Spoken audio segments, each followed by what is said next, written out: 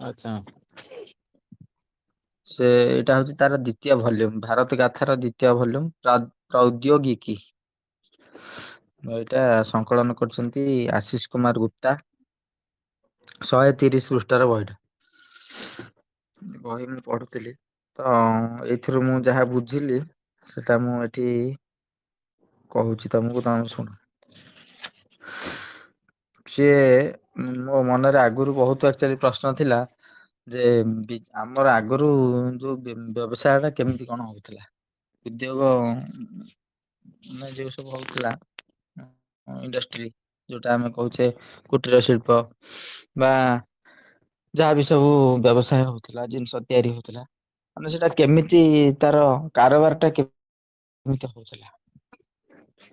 ସେଇ ବିଷୟରେ ବହୁତ ସୁନ୍ଦର ଭାବରେ ଲେଖିଛନ୍ତି। ସେ ପ୍ରଥମରୁ କହିଛନ୍ତି ଯେ ଆମେ ସମସ୍ତେ ପଢିଛେ ଯେ ଭାରତ ହଉଛି ଗୋଟେ କୃଷି ପ୍ରଧାନ ଦେଶ।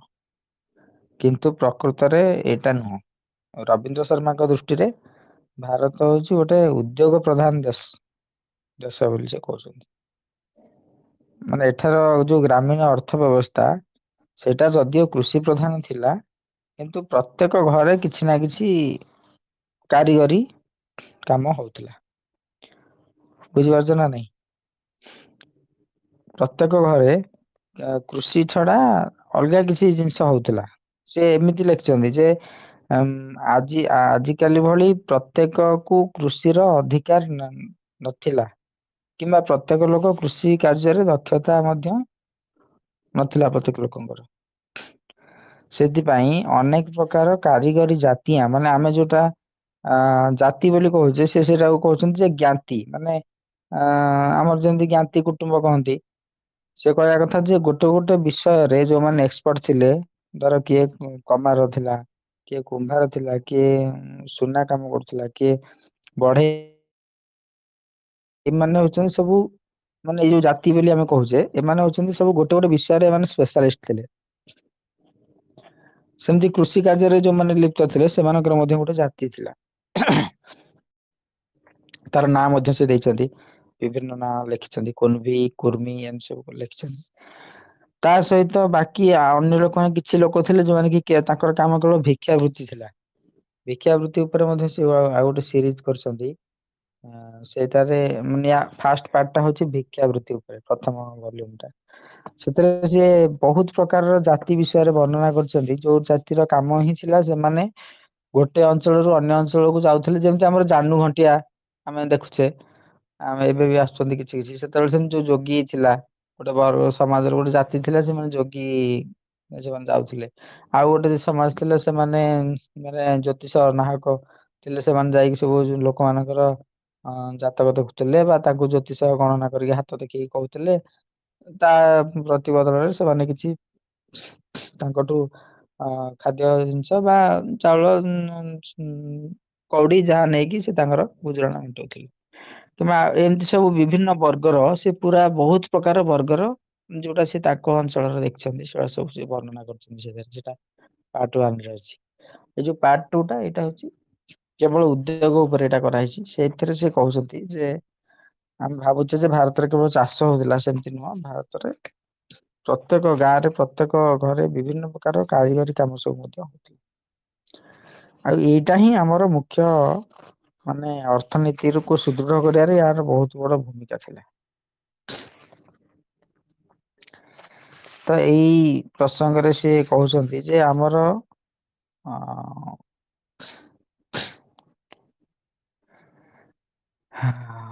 ସୁନା ଆଉ ସୁନା ହୀରା ଏଇ ସବୁ ଯୋଉ ମୂଲ୍ୟବାନ ଧାତୁ, ତା ଉପରେ ମଧ୍ୟ ସେ କହିଛନ୍ତି ଏଇ କଥାଟା। ଯେ ଆମେ କେମିତି ସେଟା ବିଦେଶରୁ ମାନେ ଆମଦାନୀ କରୁଥିଲେ, ଯୋଉ ଆମ ଜିନିଷ ଦେଇକି ଆମେ ତା ବଦଳରେ ଆମେ ସୁନା ହୀରା ଯୋଉ ମୋତି ବା ଚାନ୍ଦି ଏ ସବୁ ଆଣୁଥିଲେ, ସେ ବିଷୟରେ ମଧ୍ୟ ଲେଖିଛନ୍ତି। ତାପରେ ସେ ଏଥିରେ ଲେଖିଛନ୍ତି, କେତେଟା ପଏଣ୍ଟ ଦେଇଛନ୍ତି ମାନେ ଆମର ପ୍ରମୁଖ ମାନେ ଗ୍ରାମୋଦ୍ୟୋଗର ବା ଭାରତୀୟ ପରମ୍ପରାର ମୁଖ୍ୟ କୋଉ କୋଉ ନିୟମ ଆଧାରରେ ଆମର ବ୍ୟାପାର ଚାଲିଥିଲା, ତା ଉପରେ ସେ ଗୋଟେ ଲେଖିଛନ୍ତି। ବହୁତ ସୁନ୍ଦର ଲେଖିଛନ୍ତି। ସେ ଗୋଟେ କମ୍ପେୟାର କରିଛନ୍ତି ଛୋଟ ମାନେ ଭାରତୀୟ ଉଦ୍ୟୋଗ ବନାମ ଆଧୁନିକ ଉଦ୍ୟୋଗ। ସେଥିରେ ସେ କହୁଛନ୍ତି ଯେ ଛୋଟ ଉଦ୍ୟୋଗ ଯୋଉଟା ଥିଲା तकनीक जब छोटी होती है, कारखाने जब छोटे होते हैं तो समाज उन्हें व्यवस्थित करता है। दूसरी ओर बड़ी प्रौद्योगिकी बड़े कारखाने समाज को नियंत्रित करते हैं। ମାନେ ସେ କହୁଛି ଯୋଉଟା ଛୋଟ କାରଖାନା ବା ଛୋଟ ଯୋଉଟା ଗ୍ରାମୋଦ୍ୟୋଗ କୁଟୀର ଉଦ୍ୟୋଗ ସିଏ ସମାଜ ତାକୁ ବ୍ୟବସ୍ଥିତ କରୁଥିଲା। କିନ୍ତୁ ବଡ କାରଖାନା ବା ବଡ ଯୋଉଟା ଫ୍ୟାକ୍ଟ୍ରି ସେ ସମାଜକୁ ନିୟନ୍ତ୍ରଣ କରେ। ତାର ମାନେ ସେ ବିଭିନ୍ନ ଭିତରେ ଉଦାହରଣ ଦେଇକି ମଧ୍ୟ କହିଛନ୍ତି ଯେ କେମିତି ମାର୍କେଟ ଆମକୁ ନିୟନ୍ତ୍ରଣ କରୁଛି। ଯୋଉଟା ବଡ କମ୍ପାନୀ ଧର ହେଲା ଗୋଟେ ଧର ଉଦାହରଣ ସ୍ୱରୂପ କଣ କହିଲ ଧରନ୍ତୁ ଗୋଟେ ଆମର ସାଇକେଲ କମ୍ପାନୀ ଆସିଲା। ସିଏ ଯୋଉ ପ୍ରକାର ସାଇକେଲ ତିଆରି କରିବ ଆମେ ସେଇ ସାଇକେଲ ଚଲେଇବାକୁ ବାଧ୍ୟ ନା ଆମ ଷ୍ଟାଇଲ ରେ ସେ ସାଇକେଲ ତିଆରି କରିବ କି? ସମାଜ ଅନୁସାରେ ସେ ସାଇକେଲ ତିଆରି କରିବ କି? କି ଗୋଟେ ପ୍ରଡକ୍ଟ ତିଆରି କରିବ ଧରନ୍ତୁ ଗୋଟେ କାଚ ବୋତଲ ହଉ କି ଗୋଟେ ଛୋଟ ଜିନିଷ ବି ନିଆଯାଉ ଧର ଡ୍ରେସ ଟା ଯୋଉ ତିଆରି ହଉଛି ଯୋଉ କମ୍ପାନୀ ସବୁ ଡ୍ରେସ କମ୍ପାନୀ ଅଛି ସେମାନେ କଣ ଆମ ହିସାବରେ ତିଆରି କରୁଛନ୍ତି କି? ସିଏ ଯେମିତି ତିଆରି କରୁଛନ୍ତି ଯେମିତି ଡିଜାଇନ ର ସେଇ ଡିଜାଇନ ର ଆମ ଲୋକମାନେ ପିନ୍ଧିକି ଆମେ ତା ଦ୍ଵାରା ନିୟନ୍ତ୍ରିତ ହଉଛେ। ଗୋଟେ ସମୟ ଆସିଲା କମ୍ପାନୀ ମାନେ ଚିରା ଫଟା ଡ୍ରେସ ତିଆରି କଲେ ତାକୁ ଲୋକ ପିନ୍ଧିକି ଷ୍ଟାଇଲ ଫ୍ୟାସନ ଭାବରେ ଗଲେ ତା ମାନେ ସମାଜକୁ କିଏ ନିୟନ୍ତ୍ରଣ କଲା? ସେଇ କମ୍ପାନୀ ମାନେ ନିୟନ୍ତ୍ରଣ କଲେ ନା ନାଇଁ? କିନ୍ତୁ ଛୋଟ ଇଏରେ କଣ ନା ସମାଜ ଅନୁସାରେ ସେମାନେ ତିଆରି କରୁଥିଲେ ମାନେ ଟେଲର ପାଖକୁ ଯିବ ତମେ ଯେମିତି କହିବ ବା ଆମେ ଯେମିତି କହିବା ସିଏ ସେମିତିଆ ଆମ ଅନୁସାରେ ଆମ ଷ୍ଟାଇଲ ଟା ସେ ଡ୍ରେସ ତିଆରି କରିବ। କିନ୍ତୁ ଗୋଟେ କମ୍ପାନୀ ଯେତେବେଳେ ଡ୍ରେସ ତିଆରି କରୁଛି ଫାକ୍ଟ୍ରିରେ ଯେତେବେଳେ ଡ୍ରେସ ଟା ତିଆରି ହଉଛି ସେତେବେଳେ ସେ ଗୋଟେ ମଡେଲ ର ଗୋଟେ ସାଇଜ ର ବା ଗୋଟେ ଡିଜାଇନ ର ଲକ୍ଷ ଲକ୍ଷ ଡ୍ରେସ ତିଆରି କରୁଛି ଏବଂ ତାକୁ ଆମେ ସବୁ ପିନ୍ଧୁଛେ ତାହେଲେ ଆମେ ତା ଦ୍ଵାରା ନିୟନ୍ତ୍ରିତ ହେଇଗଲେ ତା ହିସାବରେ ଚାଲିଲେ। କିନ୍ତୁ ଯେତେବେଳେ ଗୋଟେ ଛୋଟ ମାନେ ସେଇ କପଡା ନଉଛି ସେ ବି ଡ୍ରେସ ତିଆରି କରୁଛି କମ୍ପାନୀ ବି ଡ୍ରେସ ତିଆରି କରୁଛି। କିନ୍ତୁ ଡିଫରେନ୍ସ ହେଲା ଏଇଆ ଯେ ଛୋଟ କାରଖାନା ବା ଯୋଉଟା ଆମର ଭାରତୀୟ ସିଷ୍ଟମ ଯୋଉଟା ସେଥିରେ ସମାଜ ଦ୍ଵାରା କାରଖାନା ନିୟନ୍ତ୍ରଣିତ ହୁଏ। କିନ୍ତୁ ଯୋଉଟା ବଡ ଉଦ୍ୟୋଗ ସେଟା ବଡ କାରଖାନା ଦ୍ଵାରା ସମାଜକୁ ନିୟନ୍ତ୍ରଣ ଏଇଟା ହଉଛି ଡିଫରେନ୍ସ ନମ୍ବର ୱାନ ସେ ଲେଖିଛନ୍ତି। ୟା ଦ୍ଵାରା ବହୁତ ଉଦାହରଣ ଦେଇଛନ୍ତି ଯେ ଏଇ ଯୋଉ ସବୁ ଭେରାଇଟିଜ ଥିଲା ୟା ପରେ ଆଉ ଗୋଟେ ଜାଗାରେ ବି ଲେଖିଛନ୍ତି ଭେରାଇଟିଜ ମାନେ ଯେତେବେଳେ ଛୋଟ ଇଏ ଥିଲା ସେତେବେଳେ ବହୁତ ଭେରାଇଟି ଥିଲା। ଧର ତମେ ଡ୍ରେସ ଟା ନେଲ ତମେ ଯେମିତି କହିଲ ସେମିତି ସେ ଡିଜାଇନ ରେ ତିଆରି କଲା ଟେଲର। ଆଉ ପାଞ୍ଚଟା ଟେଲର ପାଞ୍ଚ ପ୍ରକାର ତିଆରି କରିବ ସମସ୍ତେ ଗୋଟିଏ ଷ୍ଟାଇଲ ରେ ତିଆରି କରିବେ ବୋଲି କିଛି ମାନେ ନାହିଁ। ସେମାନେ ଚାହିଁଲେ ନୂଆ ନୂଆ ମାନେ କ୍ରିଏଟିଭିଟି ବି ହେଇପାରିବ କିନ୍ତୁ ଗୋଟେ ବଡ କମ୍ପାନୀରେ ଲକ୍ଷାଧିକ ମାନେ ଲକ୍ଷ ଲକ୍ଷ ଡ୍ରେସ କୁ ଗୋଟିଏ ଷ୍ଟାଇଲ ରେ ହିଁ ତିଆରି ହେଲା। ଲକ୍ଷ ଲକ୍ଷ ଜିନିଷ ଗୋଟିଏ ମଡେଲ ର ହିଁ ତିଆରି ହେଲା। ସେ ପୋଷାକ ହଉ କି ଗୋଟେ ଆମର ନିତ୍ୟ ବ୍ୟବହାର୍ଯ୍ୟ ଗୋଟେ ଜିନିଷ ବି ହଉ ଧରନ୍ତୁ ଗୋଟେ ଗ୍ଲାସ ହେଲା କି ଗୋଟେ ମାନେ ପାତ୍ର ହେଲା ସେଇଟା ବି ତ କମ୍ପାନୀରେ ତିଆରି ହଉଛି ସେ ଗୋଟେ ଡିଜାଇନ ହିଁ ଲକ୍ଷ ଲକ୍ଷ ଭେରାଇଟି ମାନେ ଲକ୍ଷ ଲକ୍ଷ ଇଏ ତିଆରି ହଉଛି। କିନ୍ତୁ ଯେତେବେଳେ ତାକୁ ହାତରେ ତିଆରି କରାହଉଛି ବା ଗୋଟେ ଛୋଟ ଜାଗାରେ ତିଆରି ହଉଛି ଏ ଯୋଉ କମାରଶାଳରେ ଗୋଟେ ତିଆରି ହେଲା ଗୋଟେ ଜିନିଷ ସେଟା ସିଏ ପ୍ରତ୍ୟେକ ଡିଜାଇନ ମାନେ ପ୍ରତ୍ୟେକ ଜିନିଷ ତାର ଅଲଗା ଅଲଗା ଡିଜାଇନ ର ହବ। କାହିଁକି ନା ସେ ହାତରେ କରିବ। ତେଣୁ ସିଏ ତମ ବରାଦ ଅନୁସାରେ ହୁଏତ ଡିଜାଇନ କରିପାରେ ଚେଞ୍ଜ। କିମ୍ବା ତାର ନିଜର କ୍ରିଏଟିଭିଟି ଲଗେଇକି ଆଜି ଗୋଟେ ଡିଜାଇନ କାଲି ଆଉ ଗୋଟେ ଡିଜାଇନ କରିପାରେ କିନ୍ତୁ ଯେତେବେଳେ କମ୍ପାନୀରେ ତିଆରି ହବ ଗୋଟିଏ ମଡେଲ ର ଗୋଟିଏ ସାଇଜ ର ହିଁ ଲକ୍ଷ ଲକ୍ଷ ହଜାର ହଜାର ଜିନିଷ ତିଆରି ହେଇଯିବ। ଆଉ ଗୋଟେ ଜାଗାରେ କହିଛନ୍ତି ଛୋଟେ ଟେକ୍ନିକି टेक्नोलॉजी का उत्पादन शून्य पर होता है और बड़ा कारखाना जरूरत से अधिक उत्पादन करने की परेशानी में रहता है। ଛୋଟ ଟେକ୍ନୋଲୋଜି ଯୋଉଟା ଛୋଟ ଘରୋଇ ଗ୍ରାମୋଦ୍ୟୋଗ ବା କୁଟୀର ଶିଳ୍ପ ସେଥିରେ ଶୂନ୍ୟ ପରେ ଉତ୍ପାଦନ ତା ଅର୍ଥ ତାର ବେଶୀ ଖର୍ଚ୍ଚ ମାନେ ହୁଏ ନାହିଁ ଇଏ ପାଇଁ କଣ ଷ୍ଟକ ରଖିବାର ମାଲ ଷ୍ଟକ ରଖେନି। ମାନେ କାରଣ ଗ୍ରାହକର ଡିମାଣ୍ଡ ହିସାବରେ ସେ ଜିନିଷ ତିଆରି କରେ ମାନେ ଧର ଆମେ ଟେଲର ର ଏକ୍ଜାମ୍ପଲ ନବା ଟେଲର କଣ କପଡା ଗଦା କରିକି ରଖିଥାଏ କି? ତାର ଷ୍ଟକ ରଖିବାକୁ ପଡେ କି ଆମେ ଗଲେ ଆମେ ତାକୁ କପଡା କିଣିକି ଦେଲେ ସେ ତାର ତିଆରି କରିକି ଦେଲା ତ ତାକୁ ରଖିବାକୁ ପଡେନି ଷ୍ଟକ୍ ଗ୍ରାହକର କହିବା ଅନୁସାରେ ସିଏ ତାର ଡିମାଣ୍ଡ ଅନୁସାରେ ଉତ୍ପାଦନ କରେ ଏବଂ ସେଇଟା ସହଜରେ ହୋଇଯାଏ ସେ ଉଦାହରଣ ଦେଇଛନ୍ତି ଯେମତି ବଢେଇ ସୋନାର ବଣିଆ ଆଉ କମାର ଦର୍ଜି, ତାଙ୍କ ପାଖରେ କିଛି ଷ୍ଟକ୍ ରଖିବାକୁ ପଡେନି। ଏଇ ଆମେ ଯଦି ଏବେ ଛୋଟ ଏକ୍ଜାମ୍ପଲ ଟେ ଗୋଟେ ନବା, ଧରନ୍ତୁ ତେଲ ଘଣା ଗୋଟେ ଏକ୍ଜାମ୍ପଲ ନବା, ତାର ବି ଆମକୁ ଷ୍ଟକ୍ ରଖିବାକୁ ବେଶୀ ପଡେନି। କିନ୍ତୁ ଯେତେବେଳେ ଗୋଟେ କାରଖାନା ହବ, କାରଖାନାରେ କଣ ହବ, ସେମାନେ ବହୁତ ମାନେ ଉତ୍ପାଦନ କରିବେ ଏବଂ ବହୁତ ଷ୍ଟକ୍ ରଖିବେ।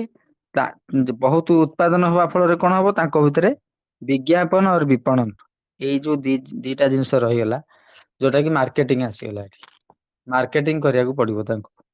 ଗୋଟେ ଟେଲର କୁ କିଛି ମାର୍କେଟିଂ କରିବାକୁ ପଡେନି, ଦର୍ଜିକୁ କି ଗୋଟେ କମାର ଶାଳକୁ ମାର୍କେଟିଂ କରିବାକୁ ପଡେନି, କାହିଁକିନା ତାର ସେଲ ର ପ୍ରେସର ତା ପାଖେ ନଥାଏ। କିନ୍ତୁ ଯେତେବେଳେ ଗୋଟେ ବହୁତ ଜିନିଷ ଯେତେବେଳେ ଏକାଥରେ ପ୍ରଡକ୍ସନ ହେଇଗଲା, ଷ୍ଟକ ରହିଗଲା, ସେତେବେଳେ ତାକୁ ତାକୁ ବିକିବା ପାଇଁ ମଧ୍ୟ ପରିଶ୍ରମ କରିବାକୁ ପଡିବ। ତାକୁ ଆକର୍ଷଣ ପ୍ୟାକିଂ ମାନେ ଆକର୍ଷକ ପ୍ୟାକିଂ କରିବାକୁ ପଡିବ, ତାକୁ ବିଜ୍ଞାପନ ଦବାକୁ ପଡିବ, ତାକୁ ଉତ୍ପାଦରେ କିଛି ଗିଫ୍ଟ ଦେଇକି ନାନା ରକମ ମାନେ ବିଭିନ୍ନ ପ୍ରକାର କରିକି ସିଏ ଚିନ୍ତା କରିବ କେମିତି ଆମେ ଆକର୍ଷିତ କରିବା ଗୋଟେ କଷ୍ଟମର କୁ ବା ଇଏ କରିବା ପାଇଁ, ଏଇଟା ସି ତା ଉପରେ ପ୍ରେସର ରହିବ। ଇଏ ହଉଛି ଡିଫରେନ୍ସ। ତ ସେଇ ଅନୁସାରେ ଜୀବନ ଶୈଳୀ ମଧ୍ୟ କୁ ସିଏ ନିୟନ୍ତ୍ରଣ କଲା କାରଖାନା ୟା ଦ୍ଵାରା, କାହିଁକିନା ଆମ ଉପରେ ତାର ସାଇକୋଲୋଜିକାଲ ପ୍ରଭାବ ପଡିଲା। ମାନେ ୟା ଭିତରେ ସିଏ ଆମେ ଦେଖିବା କିଏ ସେ 10% ଅଫ୍ କଲାଣି, କିଏ 20% ଅଫ୍ କଲାଣି, କିଏ ପୂଜା ଅଫର ଦେଲାଣି, ମାନେ ଏଇ ସବୁ ନାନା ରକମ ଫନ୍ଦି ଫିକର ଯୋଉଟା ଆମେ କହୁଛେ, ସେଇଟା ସବୁ ସୃଷ୍ଟି ହବ, ଅଯଥା ମାନେ ଜଟିଳତା ସୃଷ୍ଟି ହବ। 3 नंबर पॉइंट से कହୁଛନ୍ତି, छोटी प्रौद्योगिकी की समाज बहुरंगी होता है और विविधता में जीता है, जबकि बड़े कारखानों की व्यवस्था में समाज एकरूपी हो जाता है। ଯୋଉଟା ମୁଁ ଏଠି ଟିକେ ପୂର୍ବରୁ କହୁଥିଲି, ସେଗୁଟା କହିଛନ୍ତି ଯେ ଛୋଟ ଉଦ୍ୟୋଗ ବା ଭାରତୀୟ ବ୍ୟବସ୍ଥାରେ ଯୋଉଟା ଥିଲା, ସେଥିରେ ସବୁ ଭେରାଇଟିଜ ବହୁତ ଥିଲା। ଆମେ ଭାବୁଛେ ଏବେ ଭେରାଇଟିଜ ଅଧିକ ହେଇଗଲା, ସେତେବେଳେ ଭେରାଇଟିଜ ର ଅଧିକ ସୁଯୋଗ ଥିଲା, କାହିଁକି ନା ସମସ୍ତଙ୍କ ପାଖରେ ସ୍ଵାଧୀନତା ଥିଲା। ମାନେ ଡିଜାଇନ ଯୋଉଟା ମୁଁ କହୁଥିଲି, ସାର୍ଟ ପ୍ୟାଣ୍ଟ ର ଡିଜାଇନ, ଆଉ ବିଭିନ୍ନ ପ୍ରକାର ମାନେ ଯୋଉ ବର୍ତ୍ତନ ମାନେ ଆମର ଯୋଉ ରୋଷେଇ ପାତ୍ର, ବାହନ, ଗାଡି ଘୋଡା, ଏସବୁ ଜିନିଷ ବର୍ତ୍ତମାନ ଯେହେତୁ ଫ୍ୟାକ୍ଟ୍ରି ସିଷ୍ଟମ ରେ ବଡ କାରଖାନା ହେଲେ, ସେ ଗୋଟିଏ ପ୍ରକାରର ଗୋଟିଏ ମଡେଲ ର ଉତ୍ପାଦ ଅଧିକ ବାହାର କରିବ ଏବଂ ଆମେ ସେ ତାକୁ ବ୍ୟବହାର କରିବାକୁ ବାଧ୍ୟ, ବା ସମାଜର ଲୋକମାନେ ତାକୁ ବ୍ୟବହାର କରିବାକୁ ବାଧ୍ୟ। କିନ୍ତୁ ଯଦି ଛୋଟ ଉଦ୍ୟୋଗ ହବ ବା କୁଟୀର ଶିଳ୍ପ ହବ, ସିଏ ଭେରାଇଟିଜ ଅଧିକ ବା ଅଧିକ ପ୍ରକାର ଡିଜାଇନ ର ମାନେ ପ୍ରଡକ୍ସନ ଦେଇପାରିବ। ଇଏ ଗୋଟେ ପଏଣ୍ଟ। ତାପରେ ଆଉ ଗୋଟେ କହୁଛନ୍ତି, छोटे प्रौद्योगिकी इतनी सरल होती है कि उसे कहीं भी ले जाया जा सकता है, जबकि बड़ी प्रौद्योगिकी एक जगह स्थिर होकर रहती है। ଉଦାହରଣ ସେ ଦେଇଛନ୍ତି କଣ, ଆମର ଯୋଉ ସଜଡା ସଜି ରିପେୟାର ଜିନିଷ ଗୁଡାକ, ଇଭିନ ଆମର ଯୋଉ ପ୍ଲମ୍ବିଂ କାମ ହଉ ବା ଆମର ଯୋଉ ବଢେଇ ମାନେ ବି ଯାଇକି ଆପଣଙ୍କର ଘରେ ଯାଇକି ଆପଣଙ୍କର ଯାହା କାଠ ତିଆରି କରିବାର ଅଛି କରିଦେଇକି ଆସିବେ।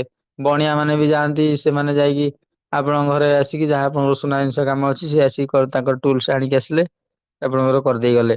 ଏଇ ଯୋଉ ସିଷ୍ଟମ ଟା ସବୁ ଥିଲା, ତାର ଏକ୍ଜାମ୍ପଲ ସେ ଦେଇଛନ୍ତି। ସେଇ କଥାଟା ସିଏ କହୁଛନ୍ତି ଯେ ୱାର୍କସପ୍ କରିକି ତାକୁ ଗୋଟେ ଜାଗାରେ ବସିବାକୁ ପଡୁନଥିଲା। ସିଏ ତାର ବୁଲି ବୁଲିକି ବି କରିପାରୁଥିଲା, କାହିଁକିନା ବହୁତ କମ ସଂସାଧନ ଥିଲା ଏବଂ ସିଏ ତାର ଗଲା ଡୋର ଷ୍ଟେପ ସର୍ଭିସ ଦେଇକି ଆସୁଥିଲା। ବଡ ପ୍ରଦ୍ୟୋଗିକିରେ ସେ ସୁବିଧା ଟା ନାହିଁ। କମ୍ପାନୀ ଗୋଟେ ବିରାଟ ବଡ କମ୍ପାନୀ, ବହୁତ ପ୍ରଡକ୍ସନ ହଉଛି, ସେଇଟା ଗୋଟେ ଜାଗାରୁ ଆଉ ଗୋଟେ ଜାଗାକୁ ଉଠିକି ଯାଇପାରିବନି, ତାକୁ ସେଇଠି ଗୋଟେ ଜାଗାରେ ହିଁ ସ୍ଥିର ରହିବାକୁ ପଡିବ। ୟା ଦ୍ଵାରା ଆଉ ଗୋଟେ କଣ ପ୍ରୋବ୍ଲେମ ହବ, ୟା ଦ୍ଵାରା ଟ୍ରାନ୍ସପୋର୍ଟେସନ ହବ।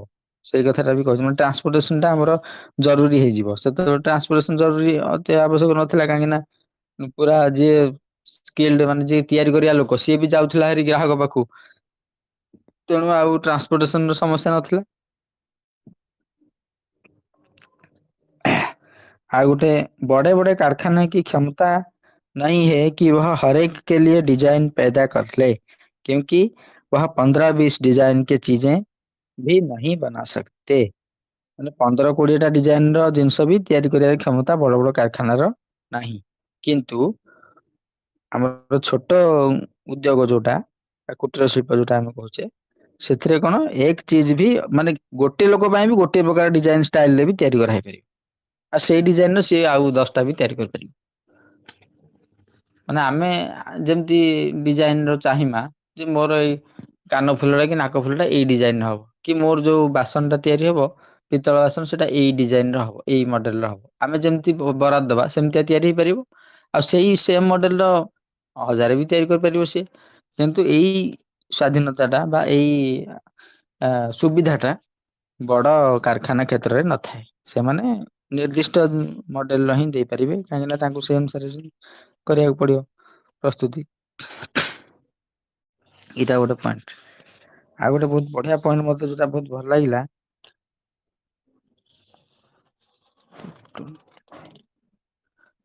ହଁ ଆଉ ଗୋଟେ ବଢିଆ ଜିନିଷ ଲେଖିଛନ୍ତି। ଜବ ହର ଘର ଏକ कारखाना था, प्रौद्योगिकी छोटी थी तो कुटुंब बड़े थे। आज जब प्रौद्योगिकी बड़े हो गई है, कारखाने बड़े हो गई है, तो कुटुंब से परिवार और परिवार से व्यक्ति हो गया है। ଯେତେବେଳେ ଛୋଟ ଛୋଟ କାରଖାନା ଥିଲା ସେତେବେଳେ ବହୁତ ମାନେ କୁଟୁମ୍ବ ଆମର ବଡ ଥିଲା, ଲୋକ ପରିବାର ବଡ ଥିଲା, ସେ ସବୁ ଥିଲା। କିନ୍ତୁ ଯେତେବେଳେ ଉଦ୍ୟୋଗ ବଡ ହେଇଗଲା, କାରଖାନା ବଡ ହେଇଗଲା, ସେତେବେଳେ କୁଟୁମ୍ବରୁ ପରିବାର ଏବଂ ପରିବାରରୁ ଆମେ ବ୍ୟକ୍ତି ସ୍ତରକୁ ଖସି ଆସିଲେ। ମାନେ ସେ କହିବା କଥା, କାରଖାନା ଯେତେବେଳେ ବଡ ହେଇଗଲା ସେତେବେଳେ କଣ ହେଲା, ଆମ ଲୋକମାନେ କାରଖାନାର କର୍ମଚାରୀ ହେଇଗଲେ। ତେଣୁ କର୍ମଚାରୀ ହେଇଗଲା ପରେ ତାକୁ ଆଉ ପରିବାର ଆଉ କୁଟୁମ୍ବ ରୂପରେ ରହିବାର ଆବଶ୍ୟକତା ପଡିଲାନି। ସେ ଧୀରେ ଧୀରେ କଣ ହେଲେ, କୁଟୁମ୍ବ ଠାରୁ ଅଲଗା ହେଇଗଲେ ଏବଂ ବଡ କାରଖାନାରେ ନିଜର ଜିନିଷ ବିକ୍ରି ପାଇଁ ସେ କୁଟୁମ୍ବକୁ ଛାଡିକି ପରିବାର ଏବଂ ବ୍ୟକ୍ତି ସ୍ତରକୁ ପଳେଇ ଆସିଲେ, ଛୋଟ ପରିବାର ହେଇଗଲା। ଏଇ କଥାଟା ସିଏ କହୁଛନ୍ତି ଯେ ସେତେବେଳେ ପରିବାର ବଡ ଥିଲା, କାରଖାନା ଛୋଟ ଥିଲା। ବର୍ତ୍ତମାନ କାରଖାନା ବଡ ହେଇଗଲା କିନ୍ତୁ ପରିବାର ଆଉ କୁଟୁମ୍ବ ଆଉ ରହିଲାନି। ସିଏ ଗୋଟେ ସାଧାରଣ କର୍ମଚାରୀ ହେଇଗଲା। ମାନେ ଗୋଟେ ସିଙ୍ଗଲ ଏଣ୍ଟିଟି ହେଇଗଲା, ଇଣ୍ଡିଭିଜୁଆଲ ଗୋଟେ ହେଇଗଲା, ଗୋଟିଏ लोग ही ହେଇଗଲା। छोटे प्रौद्योगिकी अद्वैत के सिद्धांत पर आधारित होती है। इसमें प्रकृति पर, कच्चे माल पर, औजारों, हथियारों एवं अन्य कारीगर साथियों पर गुलामों की तरह के नियंत्रण की बात न होकर सबके साथ साम्य स्थापित करते हुए काम करने की बात चलती है। ଛୋଟ ଯୋଉ କାରଖାନା ଥିଲା ସେତେବେଳେ ପ୍ରକୃତି ଆଉ କଞ୍ଚାମାଲ ଏଇ ସବୁ ମାନେ ମାନେ ଗୁଲାମ ହେଇକି, ନିୟନ୍ତ୍ରଣ ହେଇକି, କର୍ମଚାରୀ ଭଳିଆ ଆମେ ଯେମିତି ବଡ କାରଖାନାର ଫ୍ୟାକ୍ଟ୍ରିର ଗୋଟେ କର୍ମଚାରୀ ଯେମିତି ଶୋଷିତ ହଉଛି, ସେମିତି ହଉନଥିଲା। ସେଥିରେ ସିଏ ପ୍ରକୃତିର ଶୋଷଣ ହଉନଥିଲା। ପ୍ରକୃତି ସହିତ ସେ ସାମଞ୍ଜସ୍ୟ ରଖିକି ବା ପ୍ରକୃତି ସହିତ ସେ ତାର ଭାରସାମ୍ୟ ରକ୍ଷା କରିକି ତାର କାମଟା ସେ କରୁଥିଲା। ସେ ଗୋଟେ ଏକ୍ଜାମ୍ପଲ ଦେଇଛନ୍ତି। ପେହେଲେ ଜବ ବିଜଲି ନାହିଁ ଥି, ଯେତେବେଳେ ବିଜୁଳି ନଥିଲା ସେତେବେଳେ କୋଇଲାର ବହୁତ ଆବଶ୍ୟକତା ଥିଲା। ମାନେ ଧୋବି ଯୋଉ ଇସ୍ତ୍ରୀ, ଆମର ଲୁଗା ସଫା ଇସ୍ତ୍ରୀଠୁ ଆରମ୍ଭ କରି ମାନେ କମାର, କୁମ୍ଭାର, ବଣିଆ ସମସ୍ତଙ୍କ ପାଇଁ କୋଇଲାର ଆବଶ୍ୟକତା ଥିଲା। यह सारा कोयला बाहर से न खरीदा जाकर, बाहर कोयला किणवा बदଳରେ हर घर में रोजाना भोजन तैयार होने के साथ साथ तैयार होते चलता था। ସମସ୍ତଙ୍କ ଘରେ ଯେତେବେଳେ ଖାଦ୍ୟ ତିଆରି ହଉଥିଲା, ରୋଷେଇ ହଉଥିଲା, ତା ସହିତ ସିଏ କୋଇଲା ବି ତିଆରି ଚାଲିଥିଲା। କାହିଁକିନା ଯୋଉ ରୋଷେଇ ହେଲା ପରେ ସେଇଟା ଯୋଉ କୋଇଲା ଟା ରହି ଯାଉଥିଲା, ବାହାରି ଯାଉଥିଲା ଚୁଲିରୁ, ଅଙ୍ଗାରଟା ଅଙ୍ଗାର। ହୁଁ। ତାକୁ ସବୁ ଏକାଠି ରଖା ଯାଉଥିଲା। କଣ କହିଲେ ଭାଇ? ଅଙ୍ଗାରଟା। ହଁ ହଁ ବାସ୍, ସେଇ ଅଙ୍ଗାର କଥା ସେ କହୁଛନ୍ତି। ସେଇଟାକୁ ରଖିକି ସେଇ ଜିନିଷ ଟାକୁ ସେମାନେ କଞ୍ଚାମାଲ ଭଳିଆ ବ୍ୟବହାର କରୁଥିଲେ। ଧର ସିଏ ଗଲା ତାର ଇସ୍ତ୍ରୀ କରିବା ପାଇଁ, କି କୁମ୍ଭାରଶାଳ ଗଲା, ସିଏ ତା ସହିତ ସେ ଅଙ୍ଗାର ନେଇକି ଗଲା, ସେ ତାକୁ ଦେଇଦେଲା। କାହିଁକିନା ତାର କଞ୍ଚାମାଲ ସେଇଟା ସେ ବ୍ୟବହାର କରିବ। ଇଏ ଘରେ ତିଆରି କରିଦେଇଛି, ଇଏ ସେଇଟା ନେଇକି ଦେଲା। କିନ୍ତୁ ମାନେ ଏଇଟା ଗୋଟେ ଏକ୍ଜାମ୍ପଲ ଦେଇଛନ୍ତି। ବଡ କାରଖାନାରେ କିନ୍ତୁ ସେଭଳି କିଛି ନାହିଁ। ବଡ କାରଖାନାରେ ତ ଆମକୁ ପୁରା ମାନେ ବହୁତ କିଣିବାକୁ ପଡିବ, ବହୁତ ଆବଶ୍ୟକତା ଅଛି, ଏତିକି ଟିକେ ଦେଲେ କଣ ହବ। ତେଣୁ ସେଥିରେ ଯୋଉ ସମାଜର ଯୋଉ ଲୋକମାନଙ୍କ ଭିତରେ ମାନେ ଗୋଟେ ଉଦ୍ୟୋଗ ଆଉ ଗୋଟେ ଉଦ୍ୟୋଗ ବା ଆଉ ଗୋଟେ ପରିବାର ସହିତ ଯୋଉ ସମ୍ପର୍କ ଟା ଥିଲା, ତାର କଞ୍ଚାମାଲ ଇଏ ଯୋଗେଇ ଦଉଥିଲା, ୟାର କଞ୍ଚାମାଲ ସିଏ ଯୋଗେଇ ଦଉଥିଲା। ତ ୟା ଦ୍ଵାରା କଣ ହଉଥିଲା, ଗୋଟେ ମାନେ ସମାଜରେ ପରସ୍ପର ଭିତରେ ଆତ୍ମନିର୍ଭରଶୀଳତା ରହୁଥିଲା। ଆବଶ୍ୟକତା ଟା ଅନୁଭବ କରାହେଇ ପାରୁଥିଲା ଜଣେ ଅନ୍ୟ ଜଣଙ୍କର। କିନ୍ତୁ ଏଠି ଆଉ କିଛି ନାହିଁ, କେବଳ ଅର୍ଥ ଆଉ ମାନେ ଏଇ ଯୋଉ ବ୍ୟବସାୟ ଦ୍ଵାରା, ୟା ଦ୍ଵାରା କଣ ହଉଛି, ପ୍ରକୃତିର ବହୁତ ଶୋଷଣ ହଉଛି ବଡ କାରଖାନାରେ।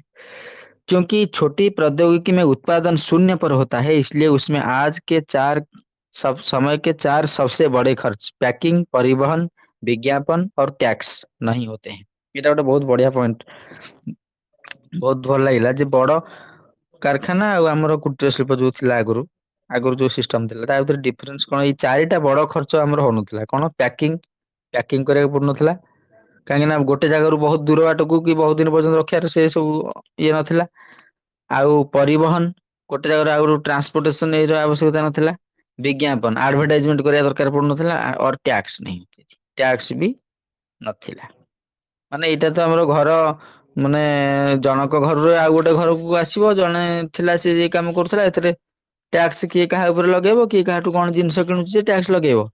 ସେମାନଙ୍କ ଭିତରେ ତ ଟ୍ରାଞ୍ଜାକ୍ସନ ବେଶୀ ହଉନଥିଲା ନା, କିଣା ବିକା ଜିନିଷଟା ତ ନଥିଲା, ସବୁ ତ ବର୍ତ୍ତନ ସିଷ୍ଟମ ବା ଯଜମାନୀ ସିଷ୍ଟମ ରେ ସବୁ ପ୍ରକାର କାମ ହଉଥିଲା। ସେ ତାର କଞ୍ଚାମାଲ ଦେଇ ଦଉଥିଲା, କିଏ କାହାର ଆବଶ୍ୟକତା ତାର ଆବଶ୍ୟକତା ଟା ଇଏ ପୂରଣ କରିଦଉଥିଲା। ତେଣୁ ଏଥିରେ ଆଉ ଟ୍ୟାକ୍ସ ର ପ୍ରଶ୍ନ କୋଉଠି ଆସିବ।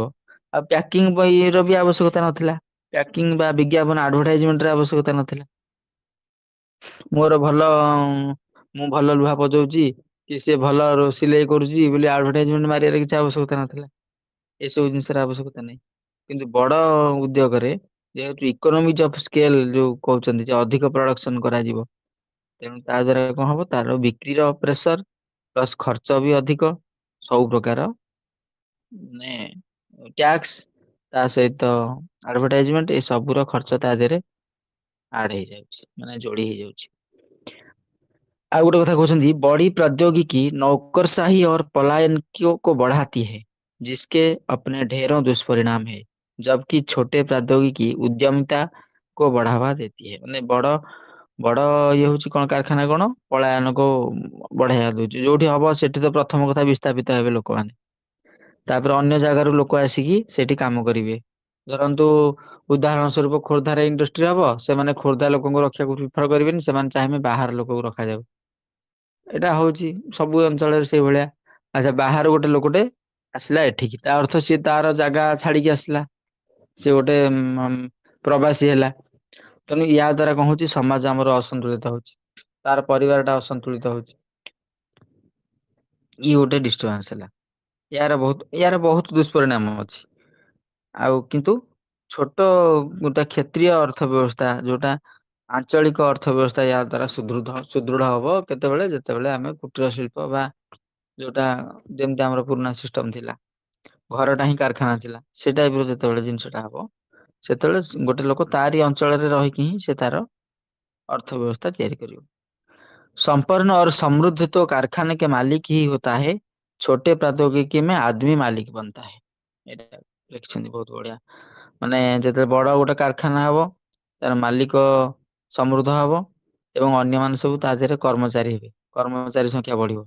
मनुष्य लोकटा कोन हैला, नौकर हेला, माने से गोटे कर्मचारी हेला, मजदूर हेगला। किंतु छोट कारखाना रे कौन हो, से निजे मालिक हो। एटा छी, एटा तो पूरा माने निश्चित कथा, एतरे କିଛି संदेह नहीं। छोटे प्रौद्योगिकी आत्मीयता बढ़ाती है, जबकि बड़ी प्रौद्योगिकी में आत्मीयता निभाना मुश्किल होता है।